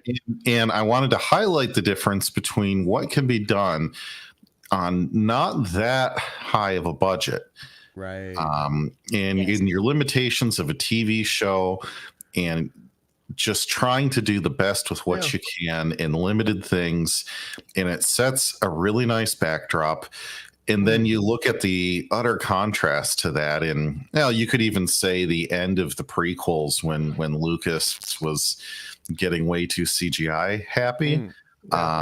Well, the other thing is the newer ones that are done on that volume. Goodness, I lost the word. Volume. Thank you. Mm-hmm. When they have the volume in the background, this set, there's so many things on it. Yeah, it's dated and you can tell it's a set, but it's got so much to interact with. Yes. The ships and the stuff running around on the ground and all of that kind of stuff. They step over things. Whereas now when they do the volume, it's like, okay, there's a rock over here and there's some sand on the ground. And that's it, which seems to be going backwards to me. Well, Buddy also says in here, and remember, we're watching these things on high def TVs, bigger 60-inch screens. Back in the old days, we had those cathode ray tubes and stuff like that, 20-inch screens. So you're not going to have the sharpness of the picture. So you're going to be able to get away with a lot more. Good point. It's going to look a lot better back then to us then than it will now. We'll see more of the effects. And also to back up what Daisy is saying, and also what JT is saying, both of y'all. Sorry, I used y'all. I know I'm culturally appropriating here. Hey, How Hungry, you're dare my you? bison brother. How dare You're you? my bison buddy. You can say y'all any damn time. You're southern or south of Mason-Dixon line for me, buddy. Thank you're you. the South Equator, so you're definitely south of the Mason-Dixon line. That fills my heart with pride. Just eat your grits. Just eat your grits, and you'll be a real Southern. I'll Drink eat sweet grits. tea. My doctor would tell me to eat grits. Okay, I need grits in my diet. But the thing is here to back up JT and just Daisy. on your television show. The thing is when you have like you look at this scene or any of the scenes in this hangar bay, and they actually had these massive props for the Earth Directorate fighters, and the real shadows were underneath those props. As people were walking across that set, you saw the real shadows under their feet. So even if it looks a little, even if it's done a little bit cheaper, it was 100% more real, and you felt like you were there. And that means that when Buck and Datton are having their little measuring contest, we more felt like we were there. Well, I personally say urination contest. I like urination contest. So they were peacock. Urination, yes. Oh my gosh. But I mean, I love the elevation of that character. He had a real character arc, which is for a macho male, and let's face it, he was as macho as Buck. He was just in a different time zone, but he was equally as, shall we say, red-blooded, testosterone-fueled as Buck, right? But he was allowed to show his sensitivity and his understanding, and to basically say, I'm wrong. I mean, at the end of it, he's using football terminology in the final star fight, okay? And that's great, but this leads me to my one big complaint, all right? And it's going to be cosmetic. My big complaint in this episode. Okay. Oh, actually, can I hold you one second before you say that? Let me hold you, only because you said about the football analogy. Yeah. Because Red Dog, the quarterback, because I wanted to bring that as Phantom Outsider, because when they connected, the major was connecting to everybody, say, hey, follow Buck, and he made that analogy from the class where they had fought each other. This is what it was. And they acknowledged it right here. And the major recognized what Buck was actually smart and right and doing with the strategy, so that everybody got on it. Because I just want to acknowledge your point about how all the football resurrection stuff here in the final climactic scene, because hey, it's like we see in all the other movies, take out the great Boston Panthers, the Fifth Element. You remember those alien guys? You shoot the leader, take them out, they give up. Well, that was the same thing right here. Take out the leader, they'd run. And that was the whole strategy for doing that, using a football analogy. Okay, so sorry, that's one thing I wanted to interject. Okay, your big complaint with this now that we've set it up. Well, before I do the complaint, now I got to compliment you on your point there, because the thing is, and this is something we talk about a lot on your show with everybody, if you're going to have a setup, you have to have a payoff. And that's why Lost sucked as a series. That is why M. Night Shyamalan Bing Bong should never be allowed to write anything ever again. Okay? This was a very clear setup, and we had a perfect payoff for it. And it was satisfying emotionally and visually. But now I got to say my big complaint. They're in the desert. They have their desert survival suits. Those are bicycle leathers spray painted gold, and I'm pissed off about it. I was wondering what they were. I was like, why in the heck do they have winter clothing, like Daisy knows, snow pants on? Like it looked like gold jogging outfit. Are you talking about the gold bodysuits? Yes, those are motorcycle leathers from 1979. I know, because my uncle wore that would absorb the heat or reflect the heat. So I have something about that. Okay, so let's go. We found our picking point now, folks. Those two had to protect themselves from the rays of the sun. If you took the suit off, Danton was saying, it's too hot, and I'm sweating. And he said, well, you could take that off, but you'll be burned in 5 minutes or whatever it was. You'll have a third-degree sunburn. Yes. Yes, that's what he said. That was it. So he's covered from head to toe. Later on, for all you guys, both ladies are out there in these lovely little skimpy outfits. No problem. So why do they not have third-degree burns covering their entire body? Thank you. Inconsistency. Inquiring minds would like to know. Yeah.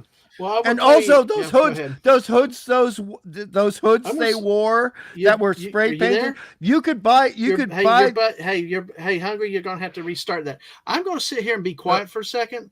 Hey, Hungry, you were going in and out. Are you back now?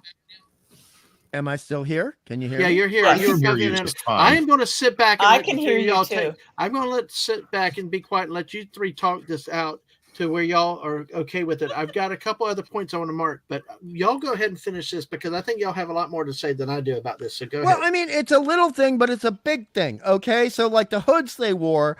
I used to do camping. I used to do skiing. Those were disposable hoods you could buy at a military disposal store. Mm-hmm. Okay. Or you could buy them at a camping store for like a very high price. And it was very clear they were just added to the outfit. But when when my uncle rode motorcycles and I would see his jacket and I saw that jacket, I thought, that's not something that you wear in the desert. Okay, no. That's going to heat you up. You are going to be dehydrated in 5 seconds in a real desert, like an Arizona desert or an Australian desert. God help you if you wore that outfit in an Australian desert. That is not a survival suit.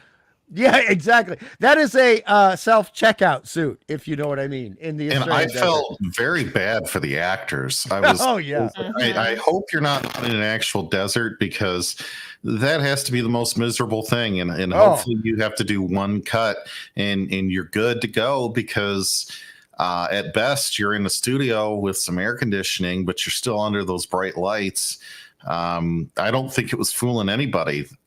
Oh, they couldn't, JT, they couldn't use air conditioning back in 79 because they were using boom mics and the boom mic would pick up the sound of the air conditioning. Yeah, you're right. So the situation there is, and this is actually in my notes, I wrote down with a ballpoint pen, I hope to God they were filming in the winter. Yeah. I just too. That's what I was thinking. Because I live in a desert. I'm sitting there going, I hope this was in the winter when they filmed that. Although it's quite cold in a desert in the winter. Oh, it gets freezing. Deserts are horrible. Right. Yeah. Sorry. I apologize to your environment. I apologize, but they're horrible. It's just where I ended up. It wasn't where I started. I got thrown to the wind, and this is where I ended up. You were an oak leaf in the breeze. That is correct. I'm a daisy. You throw daisies somewhere, they grow wherever that is. If it happens to be a desert, it's in the desert. That's very sweet. That's very sweet. Just like, and now that Dadman's back, we need to address something that we can all sink our teeth into. Okay, before you do that, I want to address two things real quick. Yeah. Buddy Hepburn said that only JJ payoff is to his bank account. Buddy. I will ignore the Rose Tico. But I do want to say this though to Archer Collins' point. The only problem with inserting things like the sports ball terminology, it may go well above the head of so many people who do not follow that sport.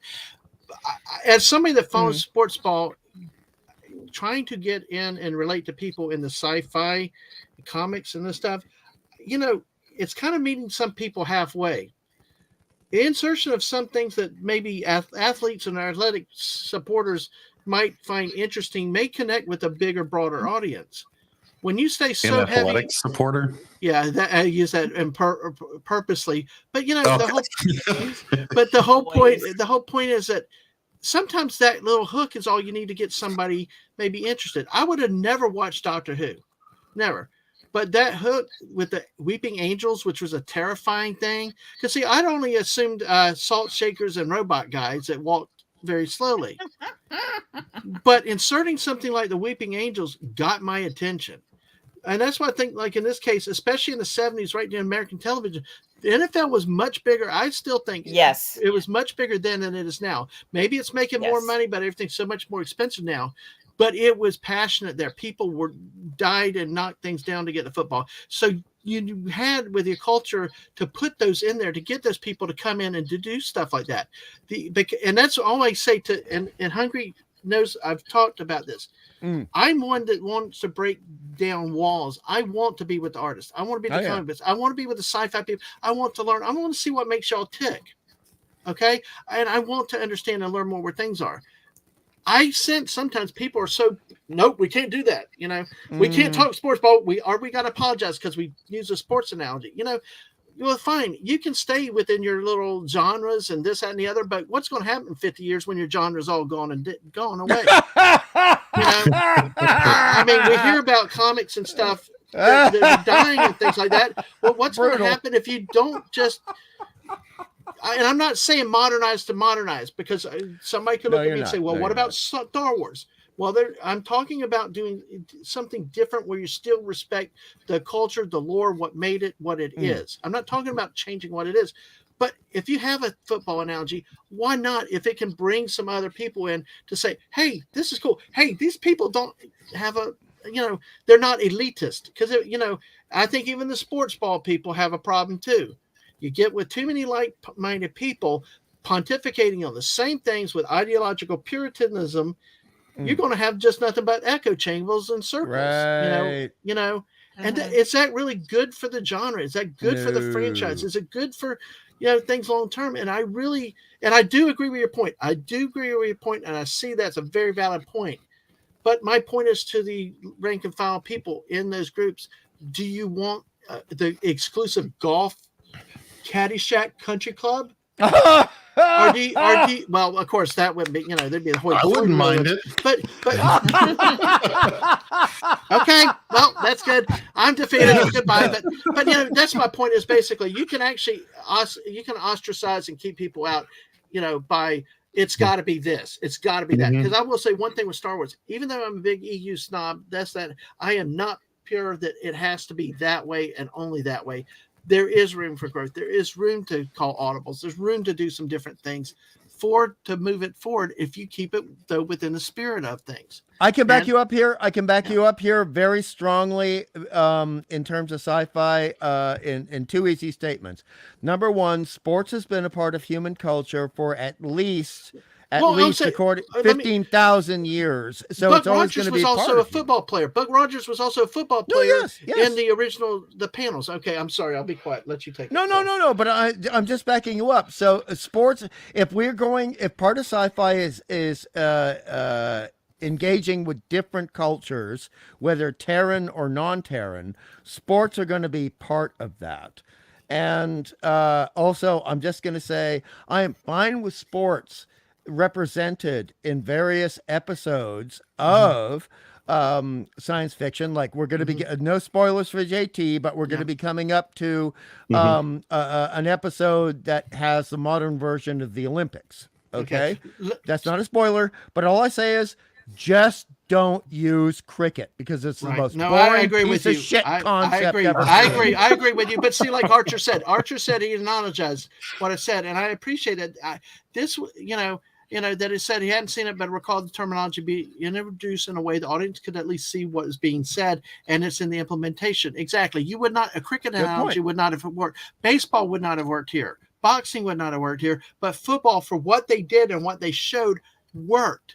But the problem is, and this is a thing, and my thing, there's so many people, though, that want no sports in any sci-fi, anything else, period. And the minute you say it, they get pissed off and act, and that's the problem I've got. And maybe I'm a little pissed off about it because, Dan, I'm sacrificing to come your way. I want to learn more. I want to do more. But yet, any Puritan, this 100%, it's got to be this way. And as much as I'm a Star Wars old snob, I still don't want to be that for that franchise either, because there are good ideas, except Darth Maul died, period. End of story. Masters, I hope you're still out there, period. But that tells you don't kill off your guy that can make you money, your cash cow early on. So, my dander is up. I'm kind of like, I'm Robert E. Lee at Gettysburg, and I like what that line was in the movie. But so I hope y'all hear what I said with that, because it does. I mean, in some dealings with, it's like sci-fi people or something can feel like that. Well, if they mention sports ball, you can't talk about it, and it's like it should never be that way. If you're meeting them halfway, yeah. If you're meeting them halfway, they need to meet you halfway. Like, I'm a comic book guy, so I will always be willing to talk for an hour about how great uniforms in the NFL are.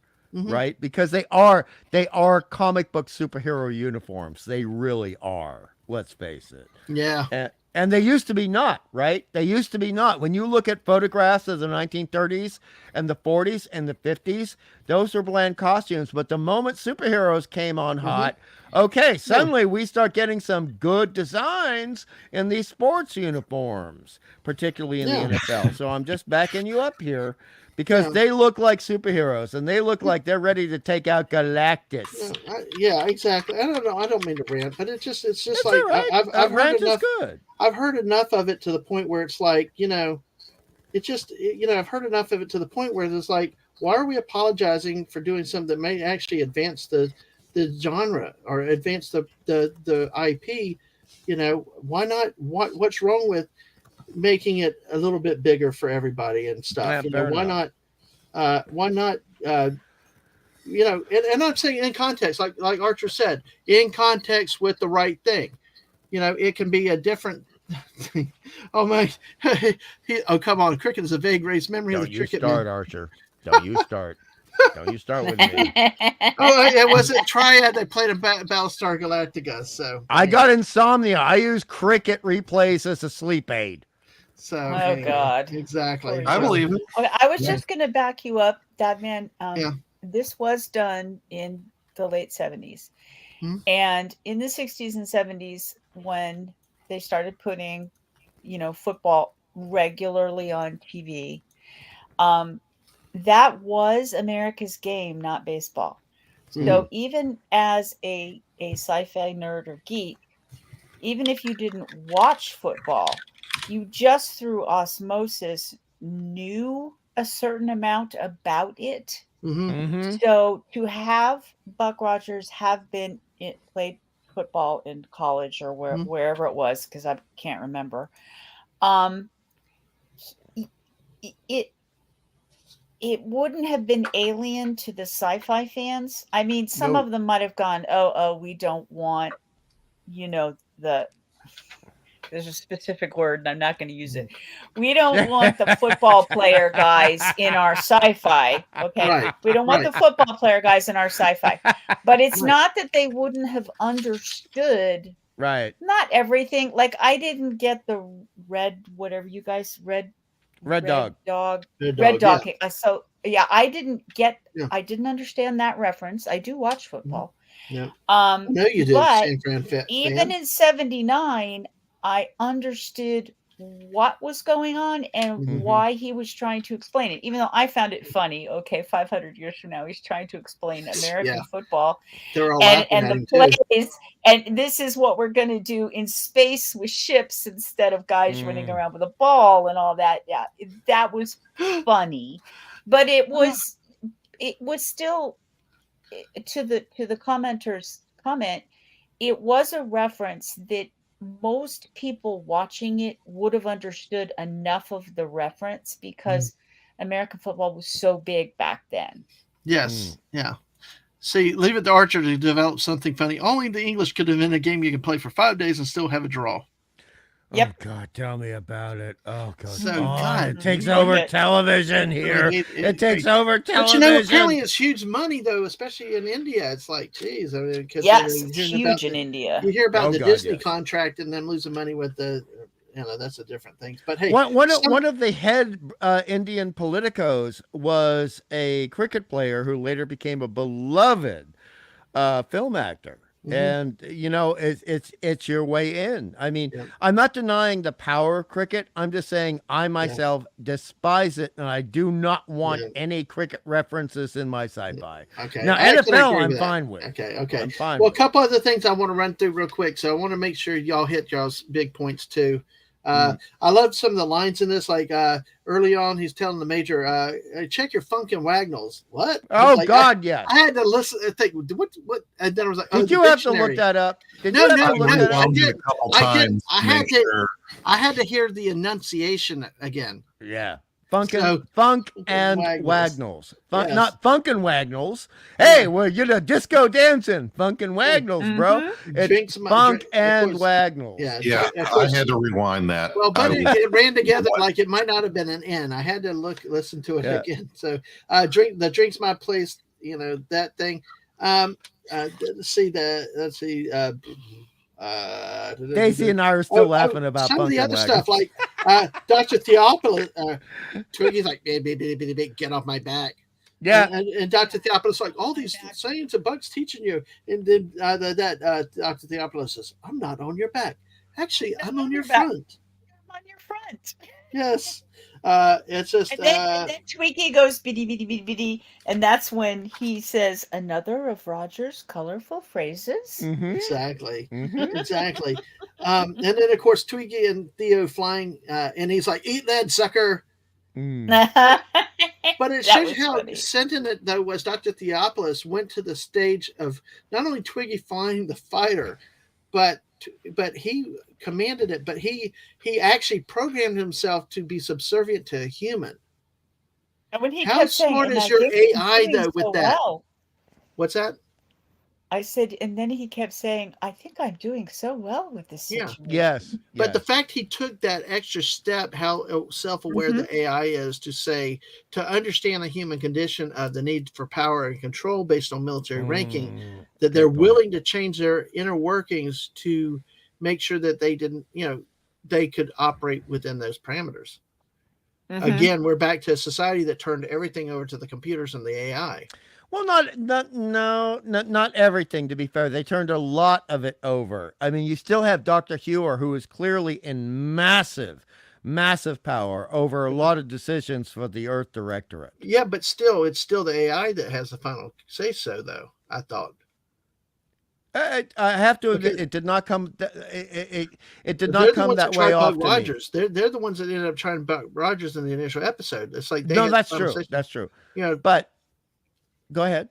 No, that's all I was saying is because normally you might have thought, well, then maybe it would have been tried by a jury of humans, not AI. So that's why I think that they, at least the way I read understood the first episode to be, they pretty much turned everything over to the AI. But they didn't turn over music and dance, which at least we hear for us in 2023, that's one of the first things that we decided to, hey, let's turn that over to the AI. But I just want to say that in the first episode and in this episode, there are situations where a final decision has to be made, and it's Hewer who makes the final decision, not Theophilus. So that means that means it's actually equal, not one or the other. I admit that the AI has an equal amount of influence over human life, but if Hewer has a final decision over things that come up to a war between two planets, then Hewer's got a little bit more power than Theophilus in some situations. Okay. All right. Well, hey, okay. But can I say one thing, since we're talking about AI? The thing that I really like, since we're talking about AI and how in this series, AI has a more expansive mindset and also what we could call proto-feelings, right? Proto-feelings. I love the idea that Theophilus, number one, when Carl is brought back to life, says, no, thank Tweaky. Tweaky's the one that did it. And number two, they go into the Starfighter together because there is a lack of pilots because of the disease that has been spread. And you have this binary cybernetic unit, the heart and the hand, between Theophilus and Tweaky. And they together, not singular, not one or the other, they together are manning the starfighter, and they do wondrous things in the last battle of the episode. And I thought that was good science fiction, and it gave me goosebumps as a little kid, and it gave me goosebumps now. I thought that was a wonderful scene in the show. Fanny says that's not actually accurate. The movie Electric Dreams 1984, the computer invents Boy George. Fancy, no! Why do you do this to me? No! Perhaps Archer said perhaps they turned control over the AIs, but with the understanding the AI might not be able to comprehend something from an organic point of view. Maybe, but I mean that was a sign that he he did understand, and he referenced it by doing that. Phantom Outsider said Tweaky eat lead suckers. At that moment, Dr. Theopolis realized Tweaky had anger and a bloodlust. That's awesome. That's hilarious. I had a question. Go ahead. Go ahead. Well, actually, I think that's about the points that I want to cover. There's one that I want to get into because I think it's a negative with one of the characters, but I want y'all make sure. I want to come to that last. I want to make sure y'all have talked about all the points that y'all want, that we brought everything up, though. Oh, you're going to talk about the fight choreography in this?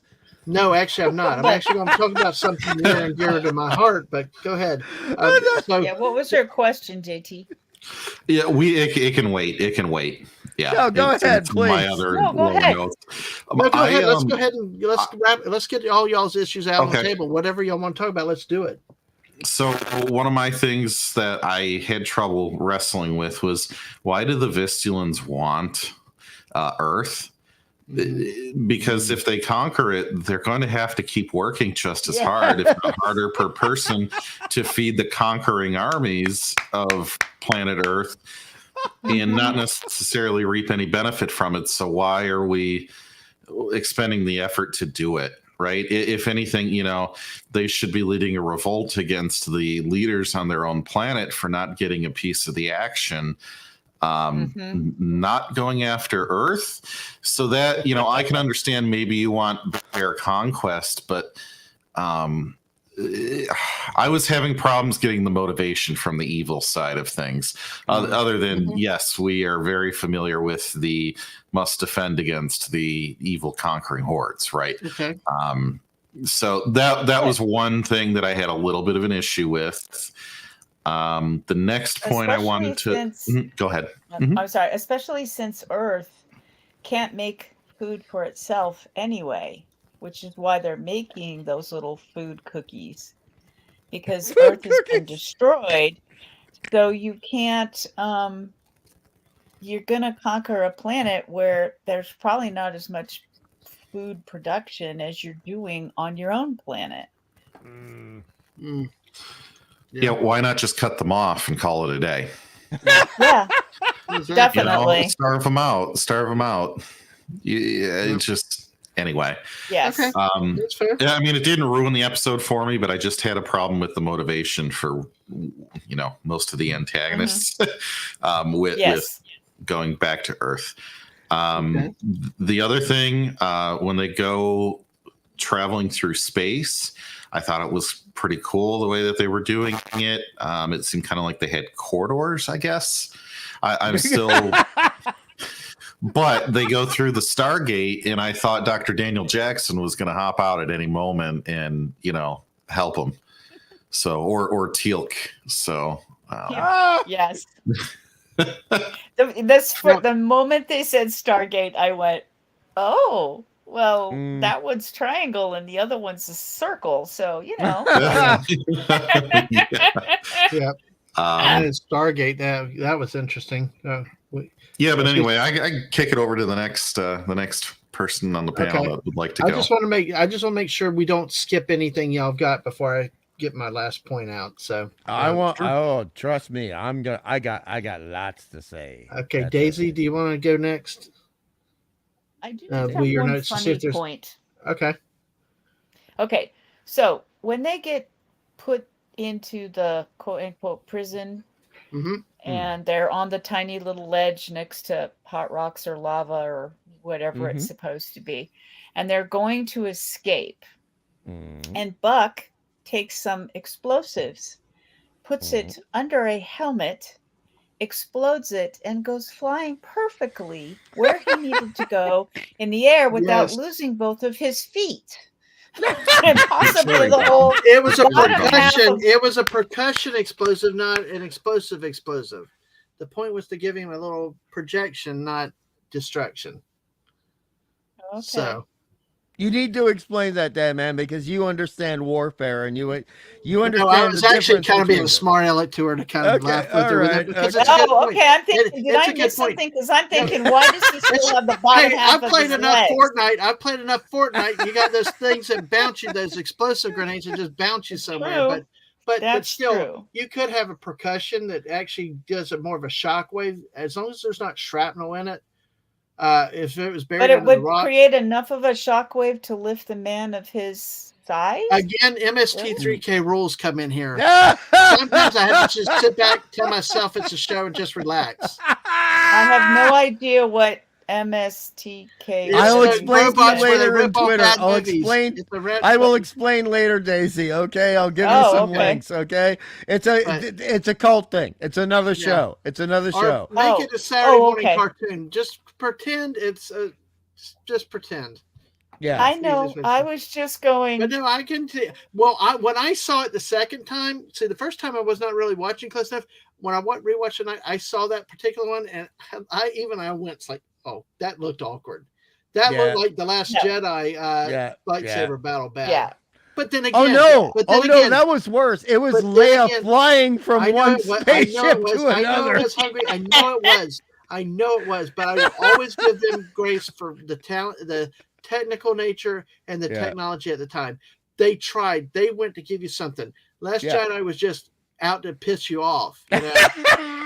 I'm sorry. I believe the technical term is subvert your expectations. Oh God! Yeah. But well, you know what? I can't lose. I got no damn expectations. I got negative expectations. Now, how about that for? I'm sorry. I can't lose this bet, Daisy. Daisy, you got to have another scientific complaint with this episode. I can't lose this bet with you. I can't. Okay, well, there's got to be another one you've got in your notes. No, it may be. If she's I gotta go through my notes. You guys talk. I'll peruse. Okay, Hungry. Start so many notes. I'm flipping pages. Wow. This is how good the quality entertainment you guys have here. We got two people that take pages and pages of notes here. Yeah, you do. And JT comes in loaded from a different, younger perspective. So you get, that's because he's got a chip in his head. That's because JT's got a chip in his head. Oh, right. Yes, Daisy. It is the thing you're thinking I'm going to say about the assassin boomerang? No, but I wish I'd chosen that one. I wish I'd chosen that one. Go for that one. The assassin boomerang is in my notes. That reminded me, going back to what JT said however many hours ago, that reminded me, and I can't remember the character's name, but it's 007, and he takes off a bowler hat, and he throws it and knocks the head off of Odd Job. Thank you. Odd Job. That reminded me of Odd Job. It just, the whole thing looked like a 007 thing, and the weird sound it was making, and they kept I love that. The special effects were awful. They duck, and this white blast would come across and make this. Go ahead. Well, remember that they did the red Daisy, I did not bring this up because I was too scared of offending our Australian comrades. Do it. So thank you for bringing up the not boomerang. Yeah, I'm thinking if you're Australian and you saw that thing, you'd be going, "Excuse me, that's not how they work." I know. That's not, and it's triangular, and I'm like, no. And then it's just in the special effects. I get it. I do. I understand. It was 1979. It's a TV show. It's not now. But I'm like, this white blur, and they're pretending to duck from the white blur, and it makes this weird zing, zing sound. I'm like, what is happening right now? 10 feet above their head, too, Daisy. It was like, yeah, that's true too. They didn't need to duck. And then I'm going, this is going on way too long. I know we want to make Buck the big, strong dude who's going to take over and handle the situation. I'm like, could we just get over with it? This is insanity. But Daisy, no, what's insanity it forced Wilma to get into compromising positions in that beautiful green lycra suit. That's what the boomerang compromising position was the sauna steam. But no, hey, the overdone thing is the romantic crap on Naboo. By the way, I'll keep saying that. And then he I'm says go at back the to end, my notes. when the boomerang goes into that tree, he says, "Oh, they don't make them like they used to." Oh God! What? Oh, jeez. I know. All right, Hungry. Well, what else do you have to go down your long list of stuff though before I hit my last? Number one. Daisy's still going. I know she's. I'm looking through my notes because obviously I'm supposed to say something. There was another science thing that I bet on. Not that one. There was a scientifically specific thing that I bet on, and I sent it to Dadman and DM. I want to see if I'm right. So just be honest. Do you have any science specifics? Like, I could not stand this. It was so stupid. They said this in this episode note. I thought you did pretty good. Okay, let me tell you what happened. I watched this. I'm just gonna tell it like it is. I watched this at like 1:00 in the morning. Okay. And I didn't want to wake anyone else up, so I'm taking notes in the dark. And I had to transcribe that pick and scratch scribble into something I could read, and I may have missed it. Okay. So just give me a hint, and I'll tell you if it set me off. Okay. No, number one, I've done that myself. Okay. I've done that myself. So I got you. I have your back. And I just want you to be honest if it bugged you and I guessed right. I just want to know if I guessed right. So there's the point where we have the power leech. It is specifically called a power leech. And this is what brought down Buck and Major Duke Datton, into the desert. And then later on, he's saying, no, I will escape and go tell, whatever the Earth Director needs to know. And he's saying, Buck's saying, but the power leech is going to get you. And he says, but I can go, hold on, where's my note? Faster. I think he says I can faster. It's basically faster than light speed. Light speed, and that is from a standing position on a planet with the same bloody gravity as Earth, as we know, because everyone's walking the same. They're growing food the same. It is basically the equivalent gravity of Earth. Now, if you go into anything close to light speed from that gravitational field, you are going to be pudding in your cockpit the moment you take off. Yeah, it's not, you can't do that. And he didn't. If you saw it, he seemed to be, on the little TV monitors. The asteroids. We went back to the asteroids game, and they've got that blue line. And if he gets above the blue line, then he's free. And I'm going, but he's doing it at light speed, so you shouldn't even be able to track him. Did that bug you? Did that bug you when you were? Did you catch that when you were watching it? It did. I thought the screen might have been broken. Like they had some kind of weird technical issue with the prop. It's so ridiculous.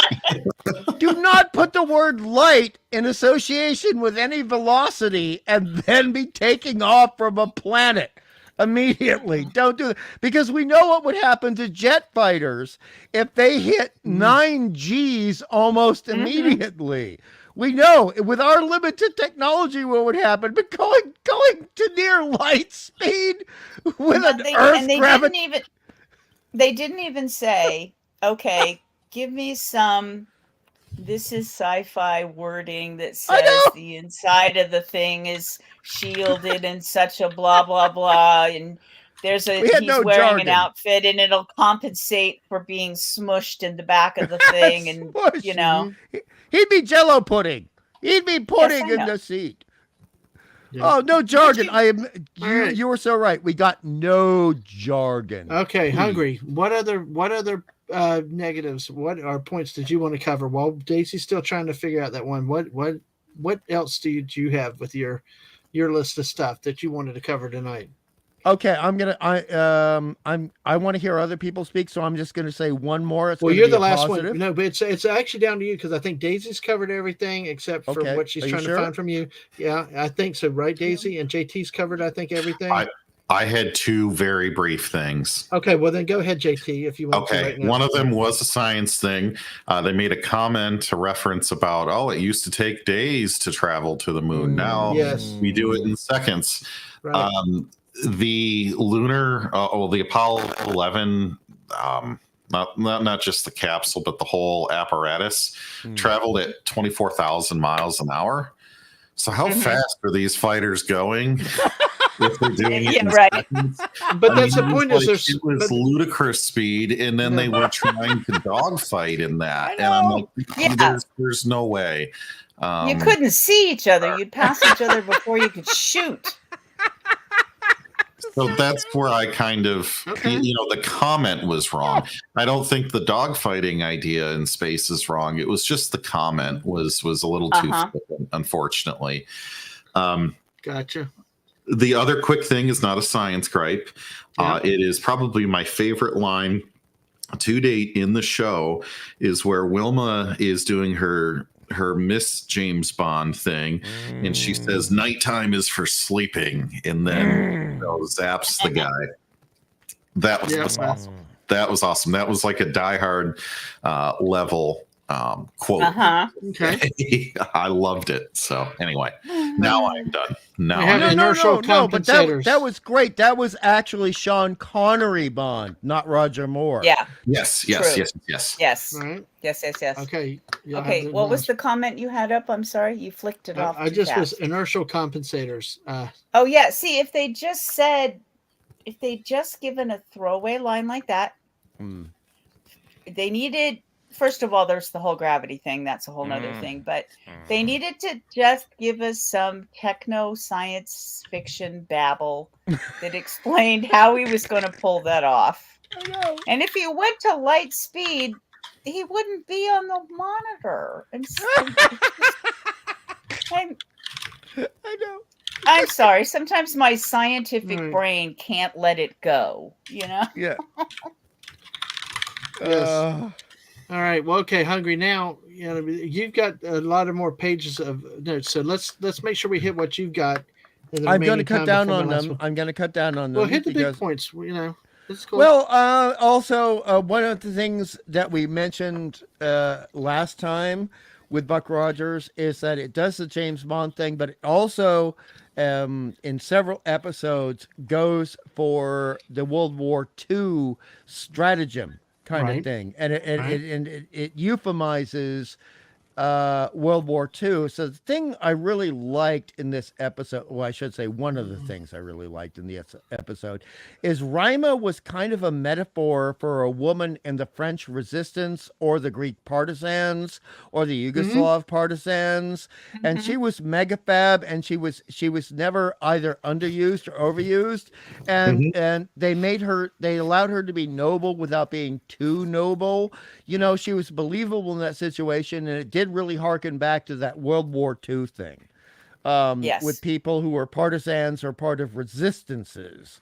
And I also thought, just in case Mark D with a C is listening, the Vistalian fighters were a lovely design. I don't know if they were being reused from something else or what, but I actually thought they were a lovely design.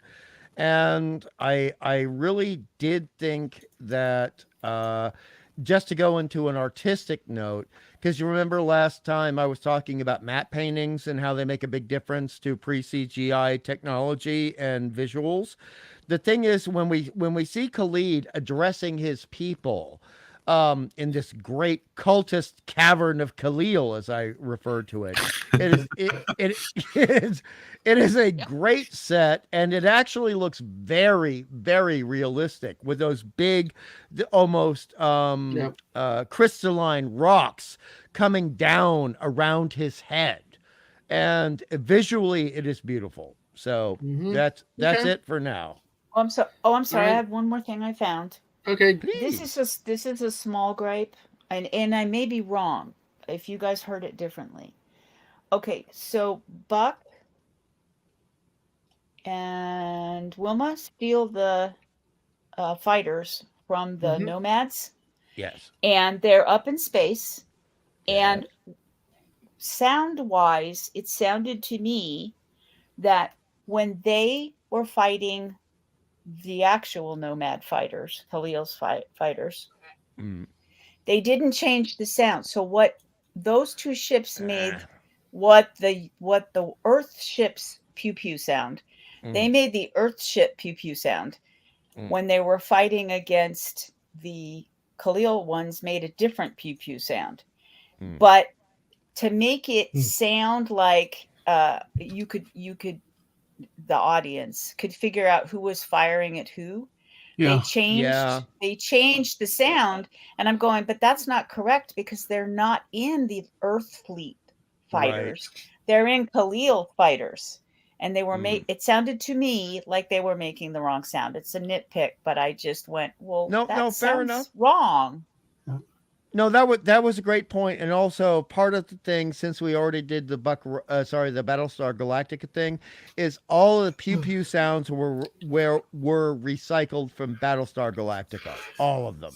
And hey, why not? Familiar. Why not? Space Mutiny did it, so why Space Mutiny, MST3K.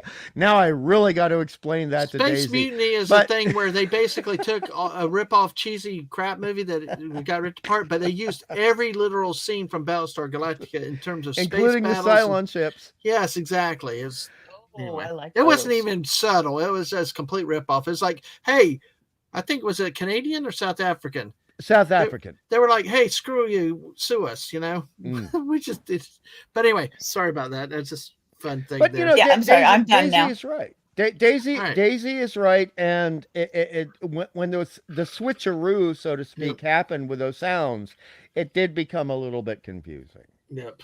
All right. Well, Hungry Boy, what else do you have? Any other good points for us tonight? Any big gripes, complaints that are left, or any things that you want to?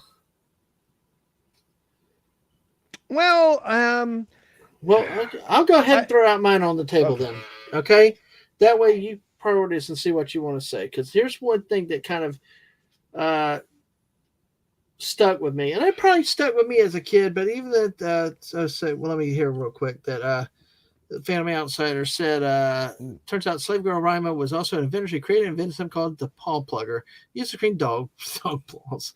But that's after not touching that. She later went back in time and joined the California Highway Patrol. So, but here's something that bothered me, and I think it bothered me as a kid too. But okay, I hate jackass jerk jocks. I'll say the word that Daisy didn't want to say earlier, but and part of Buck was kind of like that. Looking back, I get him more, and I appreciate it now. But you know what? He was playing everybody and all the women out there, and Wilma. And I think that they have really done Wilma a disservice in the way that they wrote her.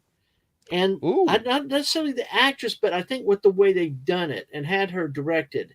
What I'm saying specifically, we introduced the first Colonel Deering to you, very soldierly, very professional at the beginning.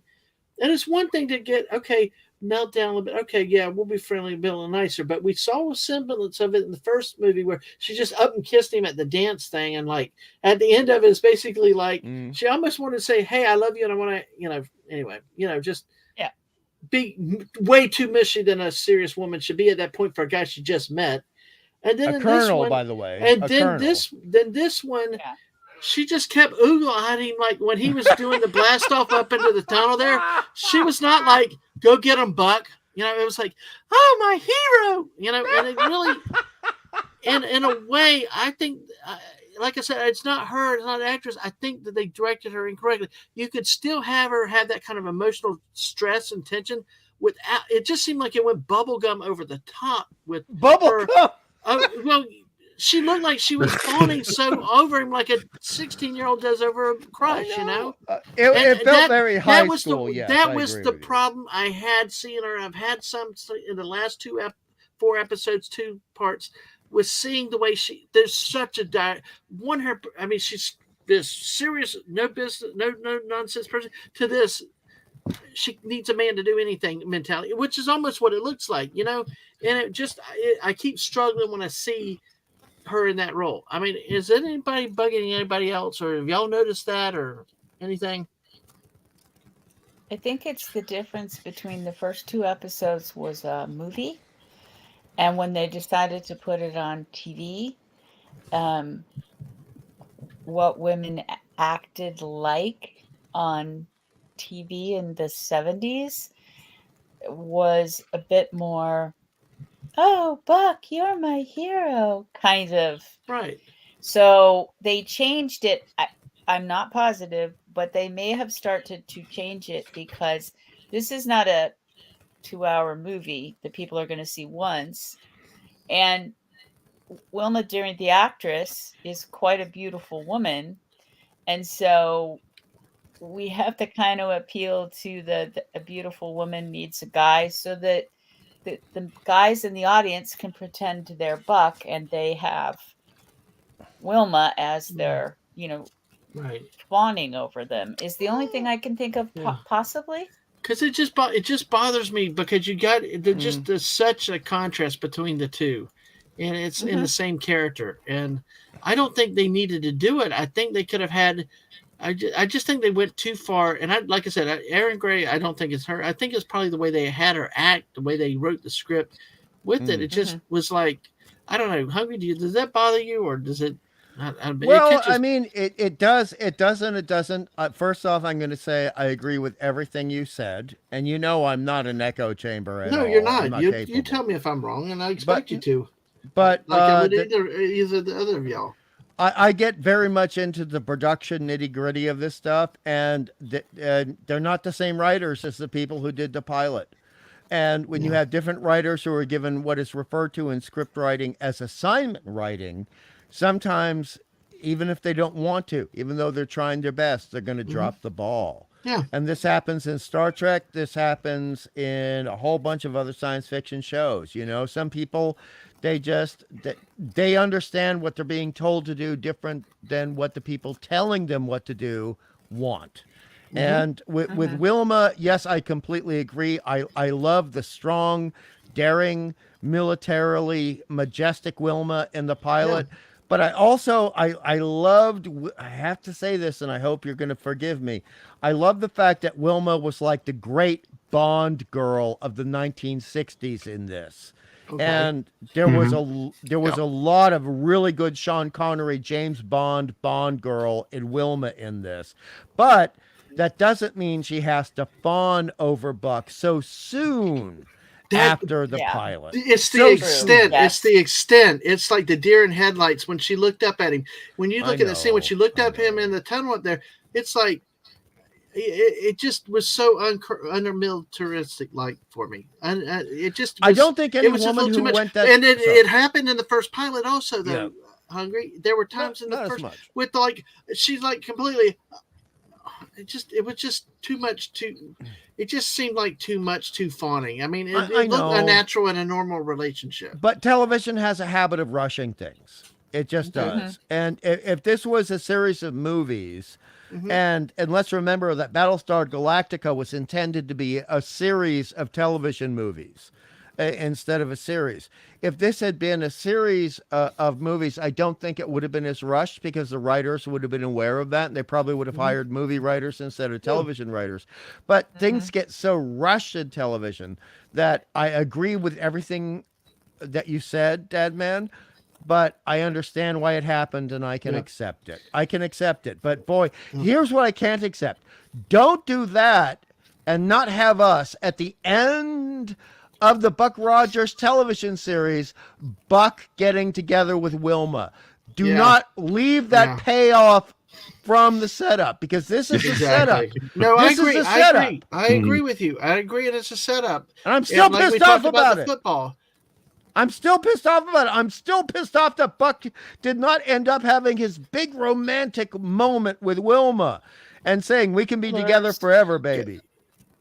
I'm pissed. Well, you just jumped to the end of the series, but that's okay. Hey, I got you. I got you. It's okay. It's okay. We'll get there. But it's two seasons. I know. But see, maybe they thought that they were doing it. Well, it's like everything else. Just drag it out until the very end, and they didn't get the very end. It's like the day I went to propose to the missus. I walked around the damn park for an hour, and she about walked off from me, because it's like, just propose, damn it. And it was like, I know. Yeah. And sometimes it's like, we already know what you're going to say. Could you just spit it so I can say yes and we can move on with life? Exactly. But hey, that should have happened to Buck Rogers, Daisy. I know. That should have happened. Well, shoot, for all the fawning that he did in the first 2 episodes, they should have done it. They should have had kids in this episode or something. It's very easy. You have 2 choices. Buck ends up with Ardala, or Buck ends up with Wilma. Choose one. There are 2 lanes on this highway. Exactly. It's a very easy choice.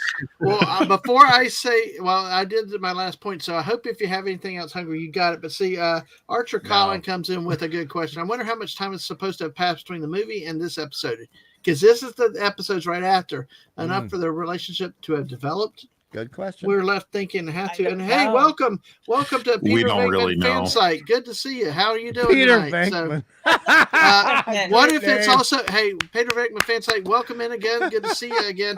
What if it's also a matter of being fascinated with unknown past, though not as much as MacGyver's from Trek? You Trek guys might understand that more than I would. I ain't saying nothing. I'm an Egon fan. Oh, no. Oh, gosh. I'm kidding. Here, the missus, she is lurking. She is listening. I was ready to get on one and propose to him. Because you were too slow, Dadman. I hear you. We're just building up the dramatic can effect. we just get on with this? Dadman, one of the things question. Well, I had Ardella was chasing him also. So, okay, the question was, let's go back here. Daisy pulling us back in. Seriously. What if it's also a matter of being fascinated with unknown past, those not as much as MacGyver's from Trek? I have no clue what the context of this question is. So you Trek people I'm will have not to, certain either. I don't know who MacGyver's from MacGyver was a television show where you had a guy who. I know that. Okay. No. This is Marlon MacGyver's the. Sorry. Yeah. The Auburn to redhead that kind of had a thing for Kirk. Oh. She was the ship's historian. Oh. I remember. Okay. Thank you. Because I'm like going, I don't remember who that is. I can't address this. JT, you do it. She was the one that fell in love in Space Seed with Khan. That whole because thing. she was fascinated with the fact that he was X number of 100 years old. Yep. And he had such a commanding presence. I liked Ricardo Montalban playing that character. Oh, he's wonderful. I love Ricardo. And she was into, they played the kind of 60s music, and Spock got involved with the harp-like instrument, or lyre, I guess is more correct. So yeah, I do remember who she is now. Thank you, JT. Sure. How I would answer the question, I still don't know. But Dadman, one of the things that I have an issue with seeing, I guess, both two-parters now at the beginning is, who is Wilma, and how is she motivated at this point? Because you see her as this big professional military person, like we've discussed. Then the next second, she seems like she's kind of a floozy, and Buck says, hey, come over to my place for drinks after work. And she's like making it known in the workplace that she's down for that. Making it out like that. And then she's jealous of him in some weird high school jealousy love triangle with Ardala, but then she's also kind of like friend zoning him with the judo session, but then she's also cheerleading him on. I don't know who this woman is. She didn't seem at all jealous with Rima. Yeah. When she knew Rima had gone into the room and that neither of them had come out. And yes, she was in James Bond mode, James Bond woman, girl. But still, I don't know a single person that wouldn't see that situation and have thoughts that, yeah. And then she didn't. So I'm with you. Like, I know it's the writers, I get it, but they've it's almost like, okay, this is a new TV show and this is the cast and we've had this movie. So it's almost like in the beginning, like the first season of Next Generation, where they hadn't quite meshed yet and they really never decided what to do with Deanna Troi. But I think maybe they don't know, if the writers don't know who Wilma is, she's not going to be we're not going to know who she is. So perhaps, this is their first writing. And I don't know, in the movie, I'm with you, she goes from being this very professional colonel, right? To being a, hey, Buck, I'm gonna hang all over you and give you a kiss out of the blue. Yeah. So she did that in the first episode. I'm not sure that. Yeah, I said in the movie. Yeah. So I'm not quite sure whether anyone has figured out in these 4 episodes what they want to do with her. Well, and then meanwhile, Buck is like, no, I'm not going to fool around or do anything. I'm going to be like, straight laced and true to this woman I want to pursue in court. And I'm almost thinking like, dude, don't get involved with that, because one minute she's going to be head over heels for you, and the next minute it's, Oh, JT! Whoa! Like maybe she's not worth the effort. At least Ardallis. Not worth the effort. Or like Phantom Outsider said, Wilma was complicated. She had a high stress job. Buck was literally the only person in that century without a stick stuck up his butt. So, well, and also he was laid back in coal. Yeah. But to back up both you guys, see, the thing is, and I will say this, but we're looking at this from a 21st century perspective. Yes. All right. Yes. Buck at this when this episode begins, Buck has actually not committed to joining the directorate. He's not joined the military force. He is a civilian, and Wilma is career military. So actually, she should have given in to her emotional attraction to Buck, because there would be no conflict there. No conflict. It would not be, what's it referred to when one member of the military on the same ship or in the same platoon interacts romantically with another? Fraternizing. That's it. Fraternization. Yeah. There'd be no fraternization. And she could have taken advantage of that, but for some reason she didn't. And that does not make sense to me. Right. Because she's already turned down Datton. It was very clear that Duke Datton, because they said they went to the military academy together, and Buck says, "Oh, was it personal?" And she says, "Yes." And he says, "Do you care to expound?" And she says, "No." No. And it's very clear that things were a little bit more than professional between her and Datton in the early years. And I keep thinking of Dak Dastardly or Dirk Dastardly. Dick Dastardly with that. But hey, all right. Well, any other thoughts or any points? Hungry, Daisy, JT, any other things that we have not discussed that y'all would like to talk about before we go into some final closing thoughts? They're never going to do it. Chin straps on the fighter pilot helmet. And get those mics close enough to their mouths. Anyway. Not up their nose. Or 10 feet from the face. I know they're not going to fix it, but it bothers me every time. It's okay. We'll see. So, and Peter Venkman Fansite says Ardella is a spoiled woman who is pretty much used to getting her way and competing with her siblings for rewards from their father. 29 of them. Dang. Yes, she had 29 sisters. Yeah. Dang. I mean, it's a great point. Rough competition. Dang. Peter Venkman joins the game and just goes right for the offense. No defense. Well, that's true. I mean, it's like Ardella was a boom. Wilma is just a one woman. She didn't have anybody, And who knows? Maybe Wilma was not as used to having to fight and compete for a man's attention. And, oh no, I don't believe that for a second. Don't you talk that way about my Wilma? Buck's Catwoman.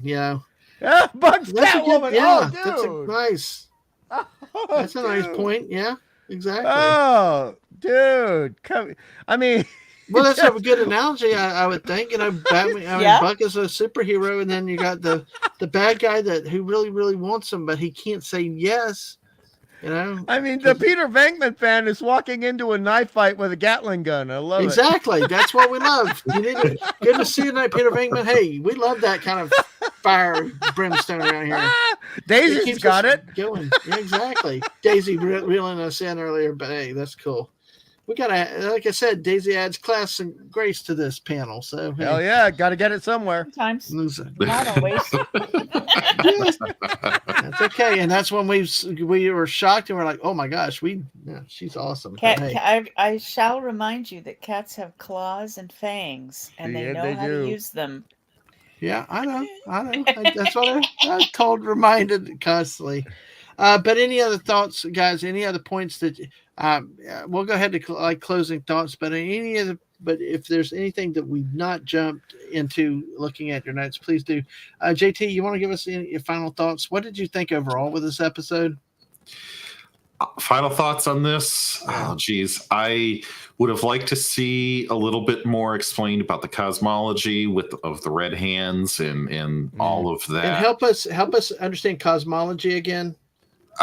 So the way you would think about the explanation or source or ethic or metaphysics yes, thank you of the metaphysics of the religion and how that world fits together, since they're not it's not a Christian I guess take in this scene. I want to know how all of it is defined and how it all works. And why he ended up having the power of the red hands. Yes. Again, metaphysics. Yes. Why did he have that power? Was he a mutant or was he... Exactly. Or was he actually touched by some alien that he perceived as God that gave him the ability? We're not going to go into Babylon 5 here, Daisy. That's probably the most burning question I have out of everything. Okay. But I did really enjoy the episode. I thought it was a good transition from the big screen to the small screen. And I am curious to see what happens next. A lot of TV shows, you don't really care to watch the third episode or the fourth episode or something like that. But I definitely was. It definitely did it for me. Okay, all right. Hungry Boy, your final thoughts? Okay, well, I'm just gonna say that I really love that we got to. Even though we're complaining about the way she was written, I love the fact that we got to see more of Wilma's psychology, more of her motivations, more of, I hate to use a progressive word, but her agency, becoming this person who was captured in Khalid's basic citadel, and see what she was able to do on her own, see what she was able to do under duress. And the thing that I also really loved is when she was confronting Khalid about his fighters, and she said they are only conditioned to follow, not think for themselves. And I thought that was a beautiful expression of the support of free will versus cultist thinking. And I thought that was very important for the essence and the theme of the episode, but also for what was going on in the world in 1979. And that's all I'll say. All right. Well, listen, Archer Collin did say we should always go into Babylon 5. That's And the Phantom Outsider, as to where he got the powers, he seemed the type to eat space-led ships and glue as a child. That might do it. Well, also acted by Jack Palance, too, the Mr. Overacting, so... Making me snort for it. All right. Well, let's go with Daisy Blossom. What was your final overall thoughts, and how do you think this episode turned out? I was okay with this episode.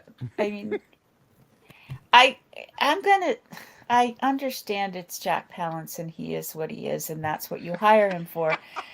But his flying around with the cape and the romping across the stage, the twirling his cape.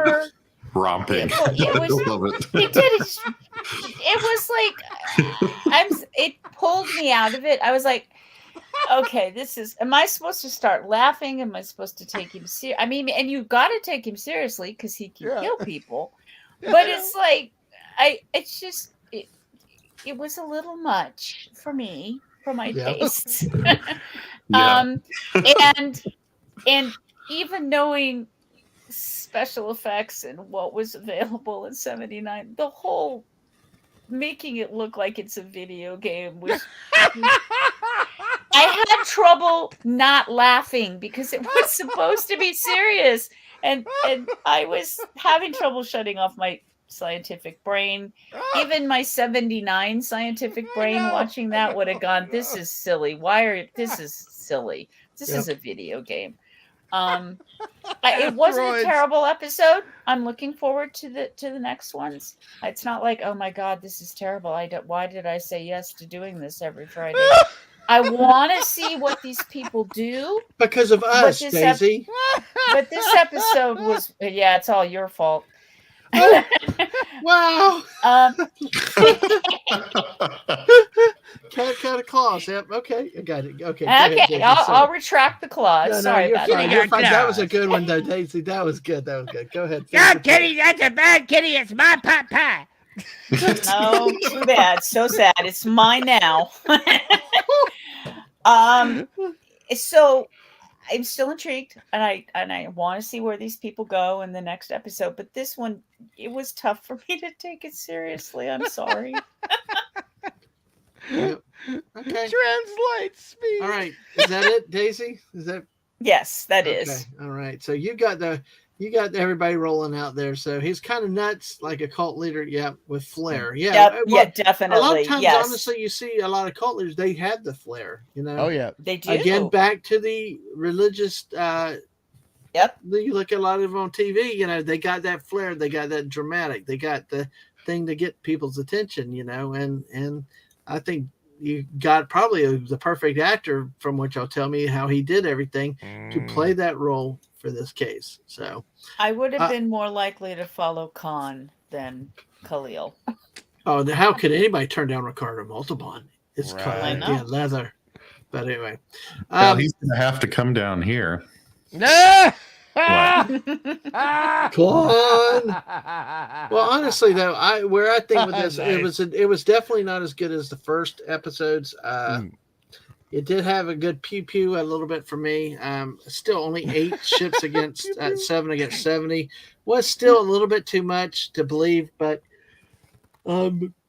I kind of got lost in the Pallant stuff and the drama with that, and of course it was redeemed by the really nice sauna scene downstairs and Wilma's wet hair and anyway, it just you gotta have a lot of fun with that scene as a 9-year-old boy at the time, and but still I thought.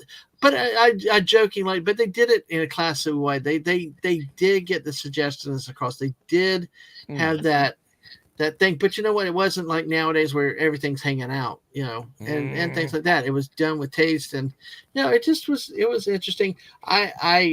It was not the best episode. But it was not the worst. I mean, obviously we've seen many things that have been worse than this.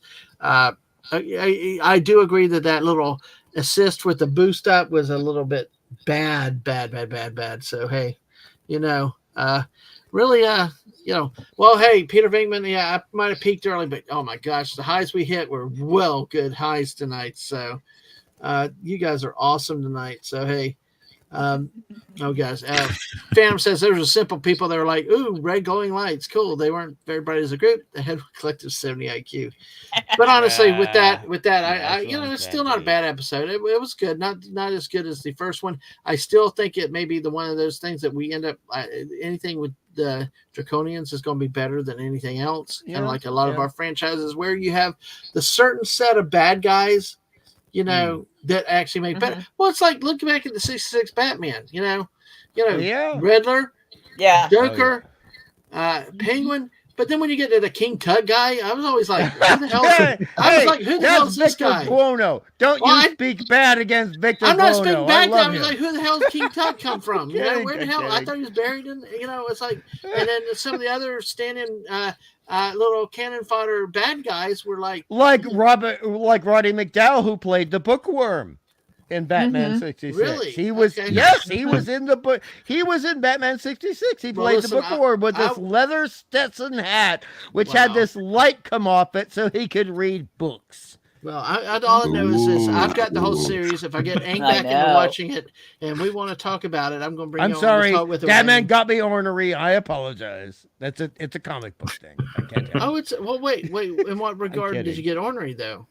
I'm just joking. I know. We like joking around here. We're okay. But so basically, it's one of the things. And one of the other things I noticed was that one of the guys, when Buck got zapped in that hallway, it's like he threw his. I had to go back and rewind it because I was like, why did he throw his gun down? It was kind of like Last Jedi level, but I realized he threw down the handcuffs to be able to fight. So I was like, But you're not going to talk about the fight choreography, which was terrible in this episode compared to the pilot episode. Yeah, the guards let Buck in the cell with a grenade. Yeah, should we first prisoner? Why not do that? Yeah, I agree. The fight. That's what I was saying right there, because when he threw the grenade, the cuffs down, it was just the whole thing looked out of sync and a bit. But also in the food processing plant. I mean, my God, that was bad compared to a worse they were like episode. they were like the bad troopers in Spaceball, where they just kept running into the ding, ding, ding, ding. Or Austin Powers, one of those where they're not even seen and they get hit. But I know. So Peter Venkman also said Vincent Price's Egghead. That was great. I love Vincent Price. And Yeah, but honestly, I do think it was a pretty. It was a good. I'd give it a mid-grade type thing. I mean, if I had to get a grade, it was not as good as the first one, but hey, we'll see. So, any other thoughts, guys, before we go ahead and close? Because we are now hit the 3-hour mark officially. We did well. Daisy, JT. I'm fine, thank you. All right. Well, look, we I will tell you, it's been a really, really good night tonight. We have now gotten our 2 more subs. We are now at 510. Yeah. Thank you to everybody that has subbed tonight. Thank you for the new subs tonight. We've held about 10 to 13 people in the last couple hours. I mean, last hour and a half. I mean, we've been a consistent group, and I thank you guys, because we take squirrels. We kind of do it differently, and we kind of talk about it as things hit us, and not necessarily so structured and stuff. We just kind of go with the flow, use the force, and you know, because you don't want me to overstructure, because when I overstructure, it's like reading a. Okay, folks, straight line depreciation. You have the useful life of the asset. You then take your next step to find the number of years that, you know, it'd be that structured lecture. Yeah, you don't want me to get in that mode. So, you know, nobody, even I lose my mind at some point. I put myself to sleep, but hey. Thank y'all so much for being here. I mean, that's a talent, be able to sleep on your own streams. I kind of did that the other night, and you guys kept going. So, but with that said, thank you, Daisy. Thank you, Hungry. Thank you, JT, Kirk. Appreciate all y'all being here. Make sure, folks, to make plans to be with us next Friday night. We will be doing another show next Friday night. And then we'll take a couple weeks off at Thanksgiving and after Thanksgiving. But we're going to be doing 2 more episodes next week. Now, we're not doing the way we structured this is to kind of keep the 2-parters together. Well, actually, episodes 6 and 7 are a 2-part episode. So to keep them together, they're going to be done a little down the road. We are actually going to do next week episodes 1.5 Vegas in Space and 1.8 Return of the Fighting 69th, which has a lot of callbacks, a lot of great guest actors in that. So make sure that y'all are here with us for that. Also, I think that we got 11 people that are still here now. If you're on the Twitch side, make sure you leave a follow. On the YouTube side, make sure you've hit that button. Make sure on both sides you've got your notifications. They're working. Make sure you are subscribed still. Thank you, because like I said, we're at 510 now. Thank you for spending so much time with us. So join us next Friday night for another episode. But coming up, there's some other things we need to talk about. I announced last night and this morning again, on the 20th on Monday. And folks, please, the point is not talking football and sports per se. I've got the great Culture Casino coming on to talk about the business of college sports right now. What is happening in college sports is going well beyond what's on the field and on the basketball courts. It's actually behind the scenes in the recruiting, the conference realignments, this name, image, and likeness where the players are getting paid this day and age. And there's a lot of variablesness between school to school, conference to conference, how coaches either do or don't do. There's a huge topic in emerging beyond the sports ball. So don't let the title sports scare you off.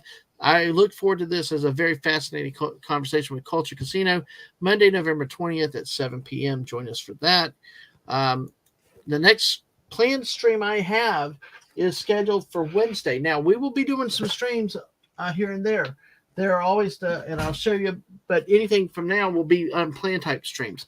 But Wednesday night, join me in the great Daisy Blossom as we kick the tires on the Nuke the Fridge version of Indiana Jones, which is Kingdom of the Crystal Skull. And, because you folks voted on it, y'all said yes, so we said yes. And we are actually moving it up to this third week instead of the last Wednesday of the month. So it is on a special night. My third Wednesday with Ang will go to the end of the month. So we flip those. But join us Wednesday night for that at 8 p.m. Like I said, random streams could be chill chats or something, which we may do a little bit later tonight. It may be something like this. We may do Fortnite. I've got to talk to a few people after this stream ends, but it should start fairly soon if we do anything tonight. Normally, I'm with Martin D with a C on Friday nights, but talking with him is, I don't think he's going to be streaming it tonight. So, I'll try to do something in that time zone, but what exactly format it will be will depend. But hey, if we don't do Fortnite, we'll do something like a chill chat. And let's see, there's 4 nights, an impromptu streams, or we'll do a late night with Dadman and friends. We'll see how many people I can blackmail into get coming on stage and making them talk a little bit more. But hey, okay, that's a joke, guys. Hey, but hey, listen, these are sometimes of our best squirrel chasing episodes. With that, make sure you hit these from time to time where we cover so many topics at one time and have a lot of fun. And then here, live streams on videos are on youtube.com and twitch.tv at dadmanwalking55, dadmanwalking55. Thank you for putting that out there too. The Twitter or X is dadmanwalking55. Make sure it is spelled exactly like that with this avatar. Exactly like that with this avatar. There is one out there that is one letter that left off. That's not me. Ignore that. If it's not Dadman Walking 55 with this avatar, it ain't me. Don't fall for substitute imposters and anything. So, Archer Kyle, I don't remember what the possible mission is, but hey, you go. That's money. Yeah, the return of the 69. I have to go on a near impossible mission. IMO. Hey. So anyway, all right. So hey, and actually, we'll say a happy Veterans Day. And the main point is, I think it's what your heart is. The point is to honor the veterans, those that have served. This is to commemorate all veterans. Memorial Day is for the ones that died and have gone on before. This one is the ones to those that have served. So feel free. Yes, absolutely. A happy Veterans Day. Or thank you to the veterans for your service. But in both cases, whether alive or dead, they sacrificed. Exactly. Yes. And the families sacrificed too. Yes. Not just the service member, but the families too. So, with that being said, folks, let's go ahead, Daisy. I was just going to say thank you very much to the veterans, everyone who serves, any country that you serve. You give up a lot of things for the rest of us so that we can go about our little daily lives and do our thing, and you keep us safe. So thank you for everything you do. Indeed. Absolutely. And on that note, folks, wonderful, great stream tonight. Thank you. And the point is, we will remember. Yes, we will remember.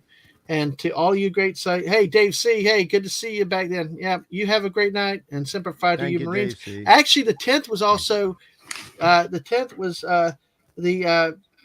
birthday of the Marine Corps also. So yes, very nice. Yes, the 10th was the anniversary of the Marine Corps. So on that note, we will see you next time. See you next Friday for more Buck Rogers, and hope to see you a little bit later tonight. If we do something, make sure you get those notifications. Watch your Twitter, and we will see you next time. Bye, all. Take care.